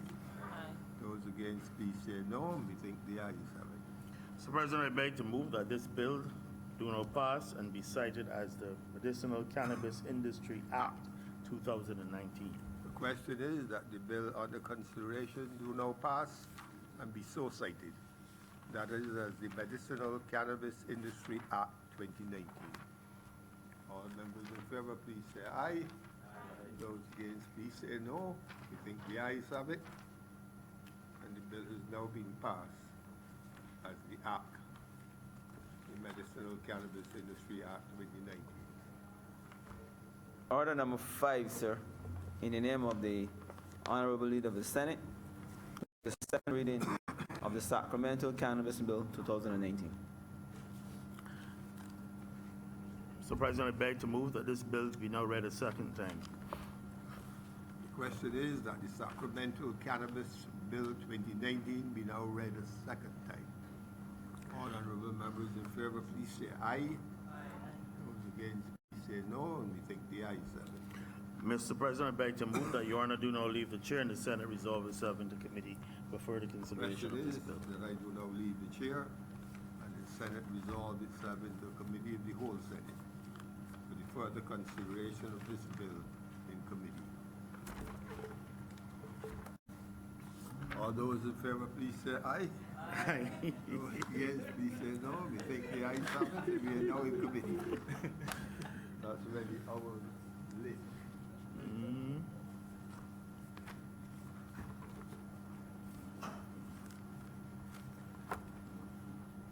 Senate is in committee. Clauses 1 to 5. Mr. Chairman, I beg to move the clauses 1 to 5 stand part. The question is that clause 1 stand apart. So On- 1 to 5. 1 to 5. One, sorry, 1 to 1 5. to 5 stand apart. Honorable senators in favor, please say aye. Honorable senators against, please say no. Methinks the ayes have it. Clauses 6 to 10. Mr. Chairman, I beg to move the clauses 6 to 10 stand part. The question is that clauses 6 to 10 stand apart. Honorable senators in favor, please say aye. Honorable senators against, please say no. Methinks the ayes have it. Clauses 11 to 15. Mr. Chairman, I beg to move the clauses 11 to 15 stand part. The question is that clauses 11 to 15 stand apart. Honorable senators in favor, please say aye. Honorable senators against, please say no. Methinks the ayes have it.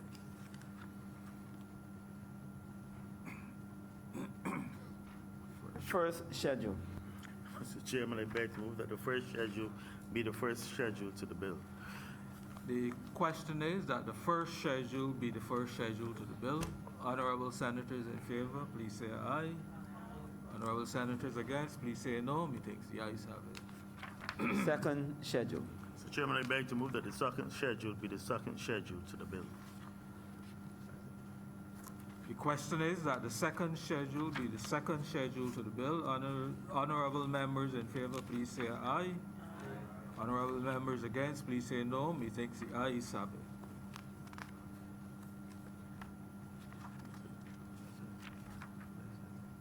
Mr. Chairman, I beg to move that you do not report His Honor, the President, the passing of one bill in committee. The question is that I now report to His Honor, the President, the passing of one bill in committee.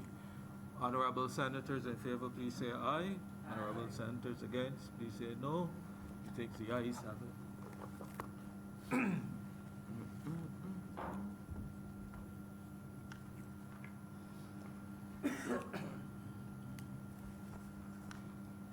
Chairman has reported to me the passage of the bill currently under consideration in committee. Mr. President, I beg to move that this bill be now read a third time. Question is that the Sacramento Cannabis Bill 2019 be now read a third time. All honorable members in favor, please say aye. Those against, please say no. We think the ayes have it. Mr. President, I beg to move that this bill do now pass and be cited as the Sacramento Cannabis Act 2019. Question is that the bill under consideration do now pass and be so cited. All honorable members in favor, please say aye. Those against, please say no.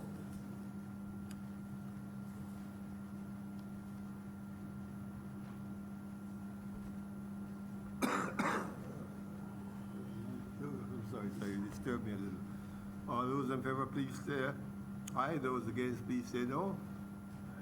Yes, we think the ayes have it, and the bill has now been passed and will be so cited.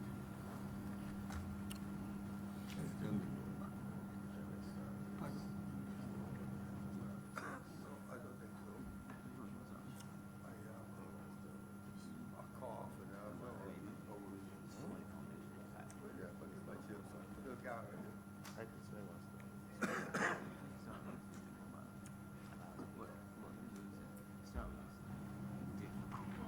You're going to do now.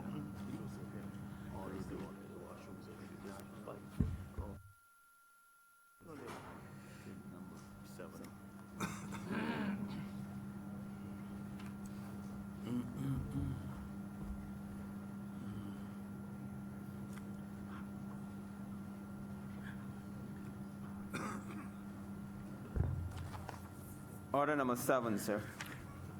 In the name of the Honorable Leader of the Senate, to move the second reading of the Companies Amendment Number 2 Bill 2019.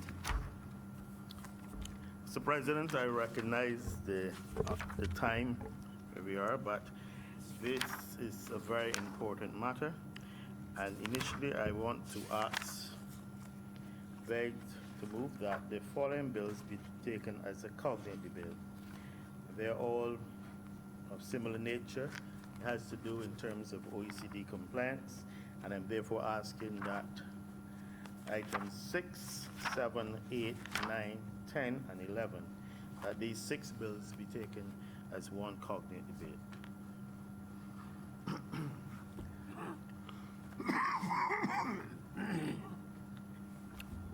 The question is that the bills indicated, number 6, 7, 8, 9, 10, 11, be discussed together as cognate bill. All honorable members in favor, please say aye. Those against, please say no. We think the ayes have it. We will now proceed to discuss them together. Thank you, Mr. President. I think if I may at the outset say that I am sure that all honorable members are familiar with these matters, matters of this sort. Indeed, last December, we found ourselves in a position, and it has to do with the international business sector, very important sector in terms of our recovery program, in terms of the requirements, be it from the OECD or the EU. And last December, I believe we were here around the third week of December, dealing with a number of these matters. Again, this year, we are faced with a similar situation, and I should say at the outset that Barbados belongs to the Global Forum on Transparency and Exchange of Tax Information, otherwise called as the Global Forum of the OECD. And the role of this forum is essentially to ensure that all jurisdictions adhere to the same standards of international cooperation in the exchange of tax matters and information on tax matters. This became especially important after 2008, the global financial crisis, when they decided it was necessary to take important measures in terms of various countries and in exchange of information. Barbados has been committed to the Global Forum and has been committed in terms of implementing certain international standards on the exchange of information when requested. We became a member of the Global Forum on Transparency and Exchange of Information for tax purposes in 2010, and since then we have been actively participating in the peer review process. We are currently having a phase 2 review being done, and these matters here are so as more or less to bring us into compliance with the requirements as the peer review team is here, and hence there is urgency to getting these matters done. Hence the reason, Mr. President, why I'm delaying you and my colleagues this evening to deal with this matter, because we need to have it done by next week. As I said, all Global Forum members, by virtue of their membership, have agreed to go through peer review from time to time. And as I said, currently the review is looking at Barbados from 2016 to June the 30th, from a period 1st of July 2015 to June the 30th, 2018. So they're reviewing where we should have been in June 2018. They were here in August and identified certain deficiencies and certain weaknesses in terms of regulation in our international business sector. And this applies also in part to some of the matters that we attempted to address last December. The preliminary assessment has revealed, it looks at certain elements, and in some of these categories we are seen as compliant, largely compliant, and partially compliant. And obviously those where we are partially compliant, we need to address. It speaks in terms of the need for us to look to ensuring that the ownership and identity information is fully available with respect to international and domestic foundations. It says that we need to take measures to ensure that local legal ownership is available in respect of all foreign companies. and also that Barbados should ensure that beneficial ownership information is available in respect of all partnerships. In other words, they want that when they ask for information of beneficial ownership of companies, that it is readily available. They spoke about in terms of our exchange of information on requests and that the need for effective enforcement measures to ensure that all entities comply with this requirement. That Barbados needs to implement obligations to maintain beneficial ownership information so that this can be made readily available. They also, I'm going to run through some of it. It's recommended that Barbados ensures that there's adequate oversight of the compliance of international entities with their accounting obligations, and that there should be effective enforcement measures to ensure that all entities comply with record-keeping requirements. They also said that it is recommended that we use compulsory powers in all exchange of information cases to ensure that all the information, appropriate information, is available. In terms, they also went on to highlight the fact that we should systematically provide an update or status report to our partners within the Global Forum within 90 days when the competent authority is unable to provide the response within the time.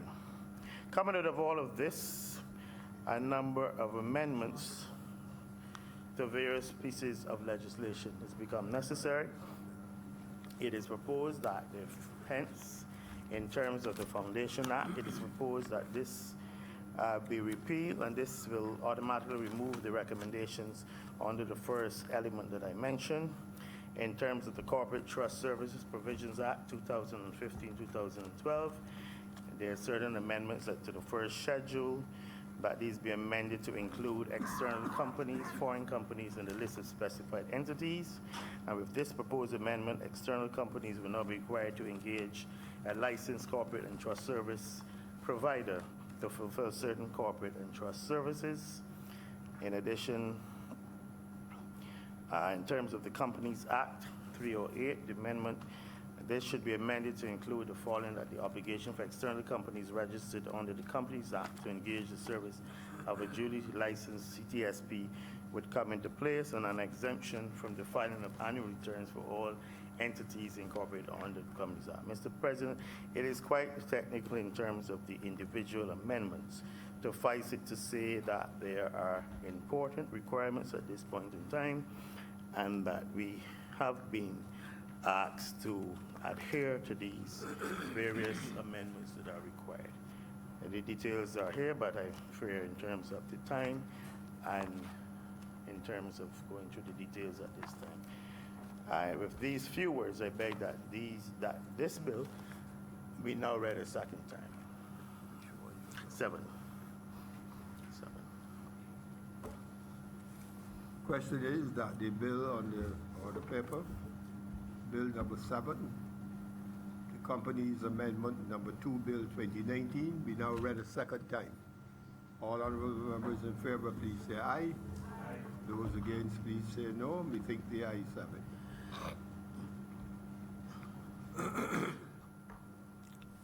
Your Honor, I beg to move that you do not leave the chair and the Senate resolve to serve in the committee for further consideration of this. The question is that I do now leave the chair and the Senate resolve to serve into a committee of the whole Senate for the further consideration of this bill in committee. All honorable members in favor, please say aye. Those against, please say no. We think the ayes have it. This one. And we are now in committee. Pedro.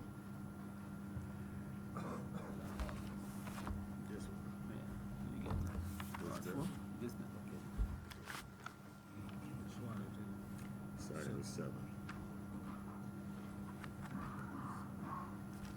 What? Senate is now in committee.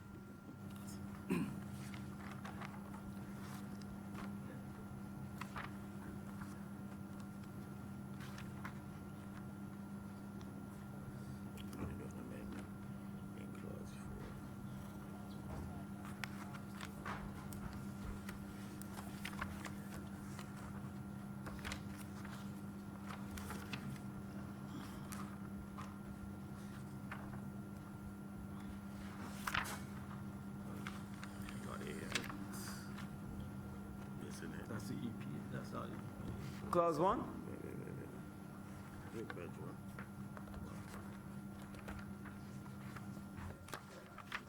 Where is that name? This is not at the right place. Okay. The company drama.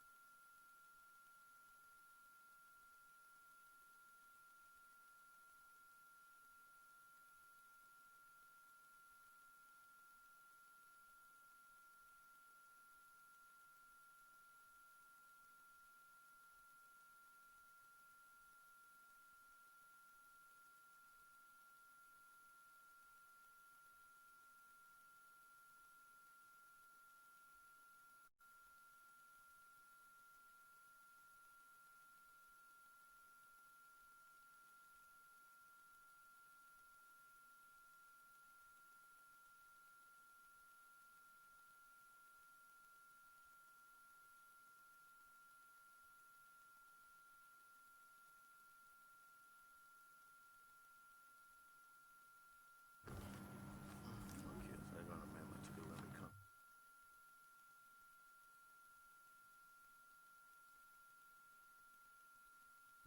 Clause 1? Chairman, I beg to move that clause 1 stand part. The question is that clause 1 stand apart. Honorable senators in favor, please say aye. Aye. Honorable senators against, please say no. Methinks the ayes have it. Clause 2? Chairman, I beg to move that clause 2 stand part. The question is that clause 2 stand apart. Honorable senators in favor, please say aye. Honorable senators against, please say no. Methinks the ayes have it. Clause 3? Mr. Chairman, I beg to move that clause 3 stand part. The question is that clause 3 stand apart. Honorable senators in favor, please say aye. Honorable senators in favor, please say aye. Aye. Honorable senators against, please say no. Methinks the ayes have it. Clause 4? Mr. Chairman, I want to move an amendment on clause 4. This is at clause 4, subparagraph 2A. After it reads the name and the latest known address of each, it's A, right? The name and latest known address of each shareholder. After that, I want to add, and whether the person holds or has held a prominent public office, whether in Barbados or elsewhere.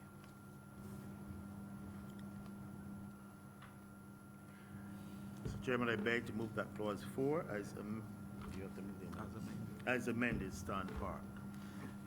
The question is that clause 4 as amended stand apart. Honorable senators in favor, please say aye. Aye. Honorable senators against, please say no. Methinks the ayes have it. Mr. Chairman, it's stand part, not stand depart. Part. He said part. Stand part rather than stand depart. Stand part. You don't take out the article. Clauses 5 to 15. Mr. Chairman, I beg to move that clauses 5 to 15 stand part. The question is that clauses 5 to 15 stand apart. Honorable Stand part. stand Part. P-A-R-T. apart. Part. Not apart. Part. Together. Apart. Honorable senators in favor, please say aye. Aye. Honorable senators against, please say no. Methinks the ayes have it. Mr. Chairman, I beg to move that you do not report His Honor the President the passing of one bill in committee.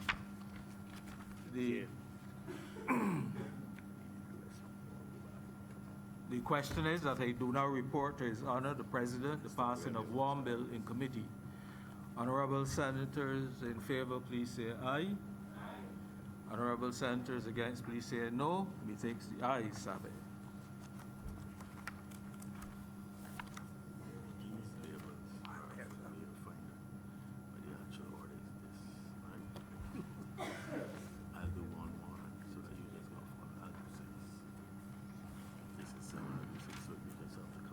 Chairman has reported to me the passes of the bill currently under consideration in committee. Mr. President, I beg to move that this bill be now read a third time. Question is that the bill under consideration be now read a third time. All honorable members in favor, please say aye. Aye. Those against, please say no. We think the ayes have it. Mr. President, I beg to move that this bill do now pass and be cited as the company's amendment number 2 bill 2019. The question is that the bill under consideration do now pass and be so cited. As amended, sorry. The bill as amended do now pass and be so cited. All honorable members in favor, please say aye. Those against, please say no. We think the ayes have it. The bill has now been passed and will become the Act 7. Yeah. The Foundation Repeal Bill Act. Sorry. Companies Amendment Number 2 Act 2019. Next. I need this. Is that it? I know, but is that it? Isn't it?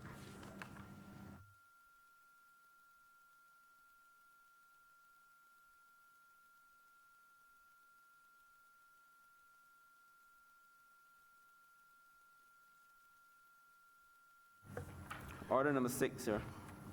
In the name of the Honorable Leader of the Senate, to move the second reading of the company's Economic Substance Bill 2019. Mr. President, I beg that this bill be now read a second time. The question is that the bill currently under consideration, the company's Economic Substance Bill 2019, be now read a second time. All honorable members in favor, please say aye. Those against, please say no. We think the ayes have it. Mr. President, I beg to move that your honor do now leave the chair and the Senate resolve itself into committee for further consideration. The question is that I do now leave the chair and the Senate resolve itself into a committee of the whole Senate for further consideration of this bill in committee. All honorable members in favor, please say aye. Those against, please say no. We think the ayes have it and we are now in committee. Okay, you ready?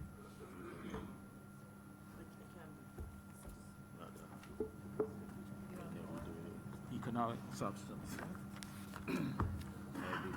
Senate is now in committee.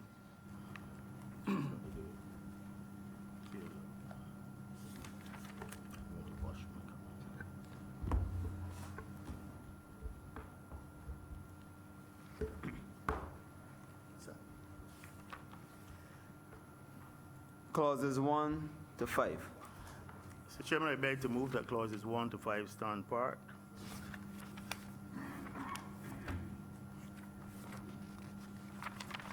The question is that clause 1 stand part. 1 to 5. 1 to 5. 1 to 5 stand part. Honorable senators in favor, please say aye. Aye. Honorable senators against, please say no. Thinks the ayes have it. Clauses 6 to 11. Mr. Chairman, I beg to move that clauses 6 to 11 stand part. The question is that clauses 6 to 11 stand part. Honorable senators in favor, please say aye. Aye. Honorable senators against, please say no. Methinks the ayes have it. Clauses 12 to 19. Mr. Chairman, I beg to move that clauses 12 to 19 stand part.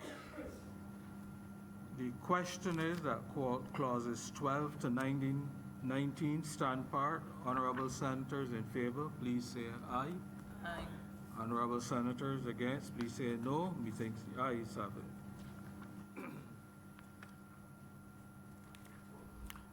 Mr. Chairman, I beg to move that you do not report His Honor the President the passing of one bill in committee. The question is that I do not report to His Honor the President the passing of one bill in committee. Honorable senators in favor, please say aye. Aye. Honorable senators against, please say no. Takes the ayes have it.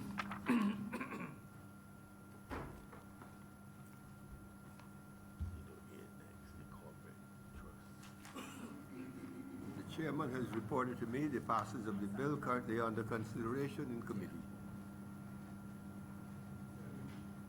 Mr. President, I beg to move that this bill be now read a third time. Question is that the bill currently under consideration be now read a third time. All honorable members in favor, please say aye. Those against, please say no. We think the ayes have it. Mr. President, I beg to move that this bill do not pass and be cited as the Companies Economic Substance Act 2019. Question is that the measure under consideration do now pass and be so cited. All honorable members in favor, please say aye. Those against, please say no. We think the ayes have it.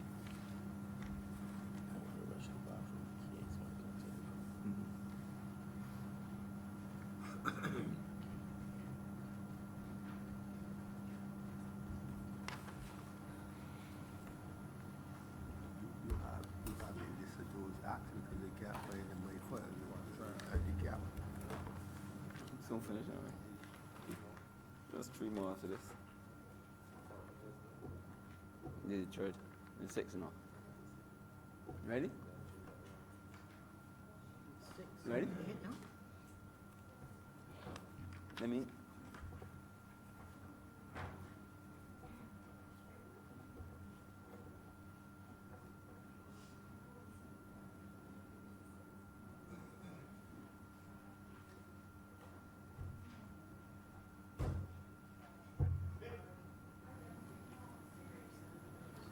Order number. Order number 8, sir. In the name of the Honorable Acting Leader of the Senate, to move the second reading of the Corporate and Trust Service Providers Amendment Number 2 Bill 2019. Mr. President, I beg to move the Corporate and Trust Service Providers Amendment Number 2 Bill 2019 be read a second time. Question is that the bill currently under consideration be now read a second time. All honorable members in favor, please say aye. Aye. Those against, please say no. We think the ayes have it. Mr. President, I beg to move that you now leave the chair and the Senate resolve itself into committee Question for is further that consideration of this bill. The question is that I do now leave the chair and the Senate resolve itself in the committee of the whole Senate for the further consideration of the bill under consideration in committee. All honorable members in favor, please say aye. Aye. Those against, please say no. We think the ayes have it, and we are now in committee.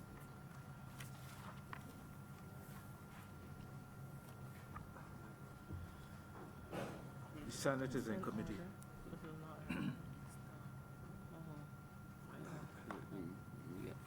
You get excited.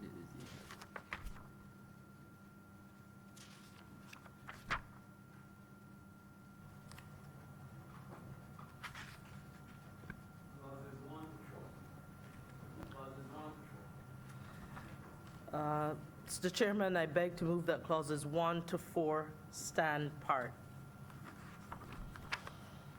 The question is that clauses 1 to 4 stand part. Honorable senators in favor, please say aye. Aye. Honorable senators against, please say no. Methinks the ayes have it. Mr. Chairman, I beg to move that you now report to His Honor, the President, the passing of one bill in committee. The question is that I do not report to His Honor, the President, the passing of one bill in committee. Honorable senators in favor, please say aye. Aye. Honorable senators against, please say no. Methinks the ayes have it.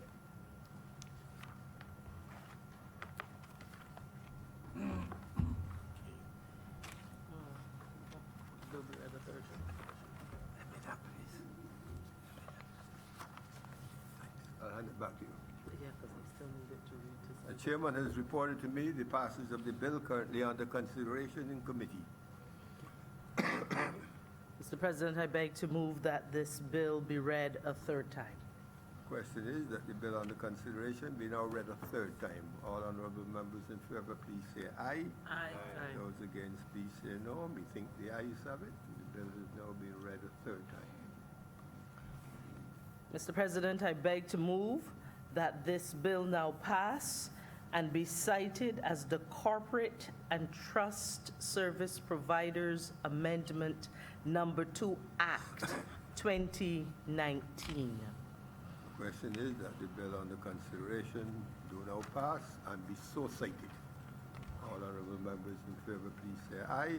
Aye. Those against, please say no. We think the bill has now been passed and will be cited as the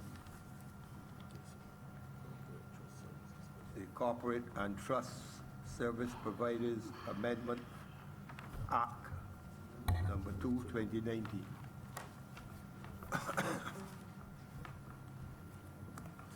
Order number 9, sir. In the name of the Honorable Leader of the Senate, to move the second reading of the Foundations Repeal Bill 2019. Mr. President, I beg to move that this bill be now read a second time. Question is that the bill currently under consideration be now read a second time. All honorable members in favor, please say aye. Aye. Those against, please say no. We think the ayes have it. Mr. President, I beg to move that your honor do now leave the chair and the Senate resolve itself into committee for further consideration of this bill. The question is that I do now leave the chair and the Senate resolve itself into a committee of the whole Senate for the further consideration of the bill in committee. All honorable members in favor, please say aye. Those against, please say no. We are now, I think the ayes have it, and we are now in committee.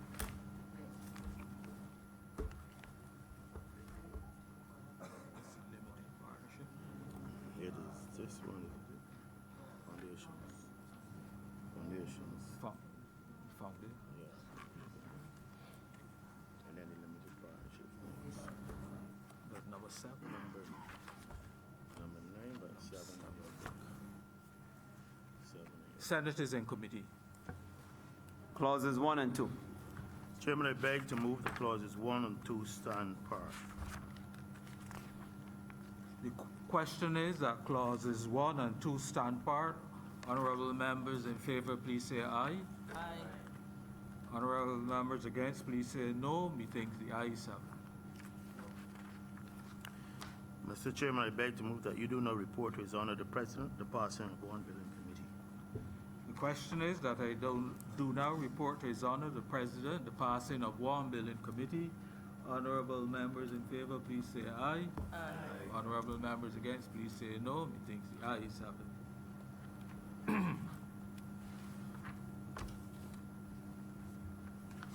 The chairman has reported to me the passes of the bill currently under consideration in committee. President, I beg to move that this bill be now read a third time. Question is that the bill under consideration be now read a third time. All honorable members in favor, please say aye. Those against, please say no. We think the ayes have it. Mr. President, I beg to move that this bill do now pass and be cited as the Foundations Repeal Act 2019. Question is that the bill under consideration do now pass and be so cited. All honorable members in favor, please say aye. Aye. Those against, please say no. We think the ayes have it, and the bill has now been passed. Order number 10, sir. In the name of the Honorable Leader of the Senate, to move the second reading of the Limited Partnerships Amendment Bill 2019. Mr. President, I beg to move that this bill be now read a second time. The question is that the bill currently under consideration, the Limited Partnership Amendment Bill 2019, be now read a second time. All those in favor, please say aye. Those against, please say no. We think the ayes have it. Mr. President, I beg to move that your honor do now leave the chair and the Senate resolve itself into committee for further consideration of this bill. Question is that I do now leave the chair, and the Senate resolve itself into a committee of the whole Senate for the further consideration of this bill in committee. All honorable members in favor, please say aye. Those against, please say no. We think the ayes have it, and we are now in committee.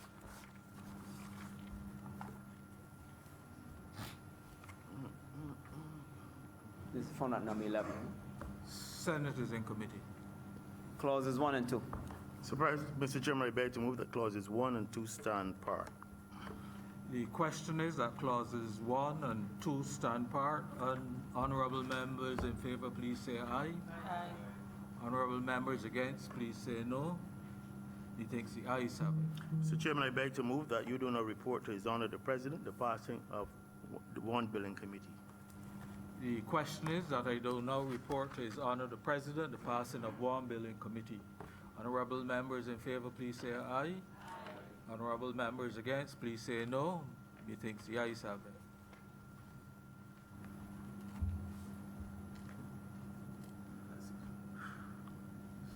The chairman has reported to me the passage of the bill currently under consideration in committee. Mr. President, I beg to move that this bill be now read a third time. Question is that the bill under consideration be now read a third time. All honorable members in favor, please say aye. Those against, please say no. We think the ayes have it. Mr. President, I beg to move that this bill do not pass and be cited as the Limited Partnership Amendment Act, 2019. The question is that the bill under consideration do now pass and be cited as the Limited Partnership Amendment Act 2019. All honorable members in favor, please say aye. Those against, please say no. We think the ayes have it. Order number 11, sir. In the name of the Honorable Leader of the Senate, to move the second reading of the Societies with Restricted Liability Amendment Bill 2019. Mr. President, I beg to move that this bill be now read a second time. The question is that the bill currently under consideration be now read a second time. All honorable members in favor, please say aye. Those against, please say no. We think the ayes have it. Mr. President, I beg to move that Your Honor do not leave the chair and the Senate resolve itself into committee for further consideration of this bill. The question is that I do now leave the chair and the Senate resolve itself into a committee of the whole Senate for the further consideration of the bill under consideration in committee. All honorable members in favor, please say aye. Those against, please say no. We think the ayes have it, and we are now in committee.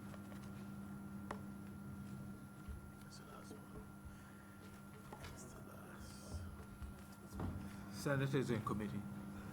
Clauses 1 to 5. Mr. Chairman, I beg to move the clauses 1 to 5 stand part.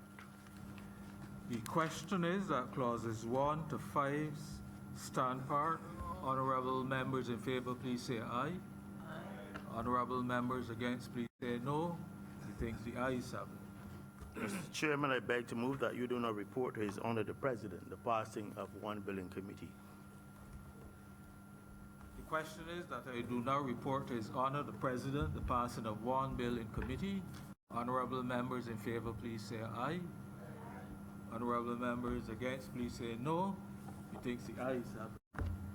That's the last one. Yes, the last text. The chairman has reported to me the passage of the bill currently under consideration in committee. Mr. President, I beg to move that this bill be now read a third time.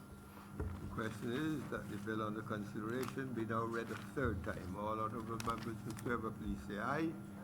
Those against, please say no. We think the ayes have it. Mr. President, I beg to move that this bill do not pass and be cited as the Societies with Restricted Liability Amendment Act 2019. Question is that the bill under consideration do not pass and be so cited. That is the Society with Restricted Liability Amendment Act 2019. All honorable members in favor, please say aye. Those against, please say no. We think the ayes have it, and the bill has now been passed. Mr. President, this brings us to the end of our work for today. We've been here for about 12 hours now, Mr. President, and I want to really commend you and all of my honorable colleagues for enduring until the end and ensuring that the government's and the people's business has been done. And in this regard, we'd also like to thank the clerks of Parliament and also the other staff of Parliament. And I beg to move that the Senate be adjourned until Wednesday, the 4th of November. December. Next Wednesday, the 4th. I too agree with the honorable leader of the Senate that we've had a long and productive day. And I want to thank all concerned. all of you fellow senators, the clerk, the table, our support staff for assisting us in this mammoth feat. The question is that the bill, that the House be now, the Senate be now adjourned until next Wednesday, the 4th of December. All honorable members in favor, please say aye. Those against, please say no. Me think the ayes have it. And we now stand adjourned until next week, the 4th of December, 2019.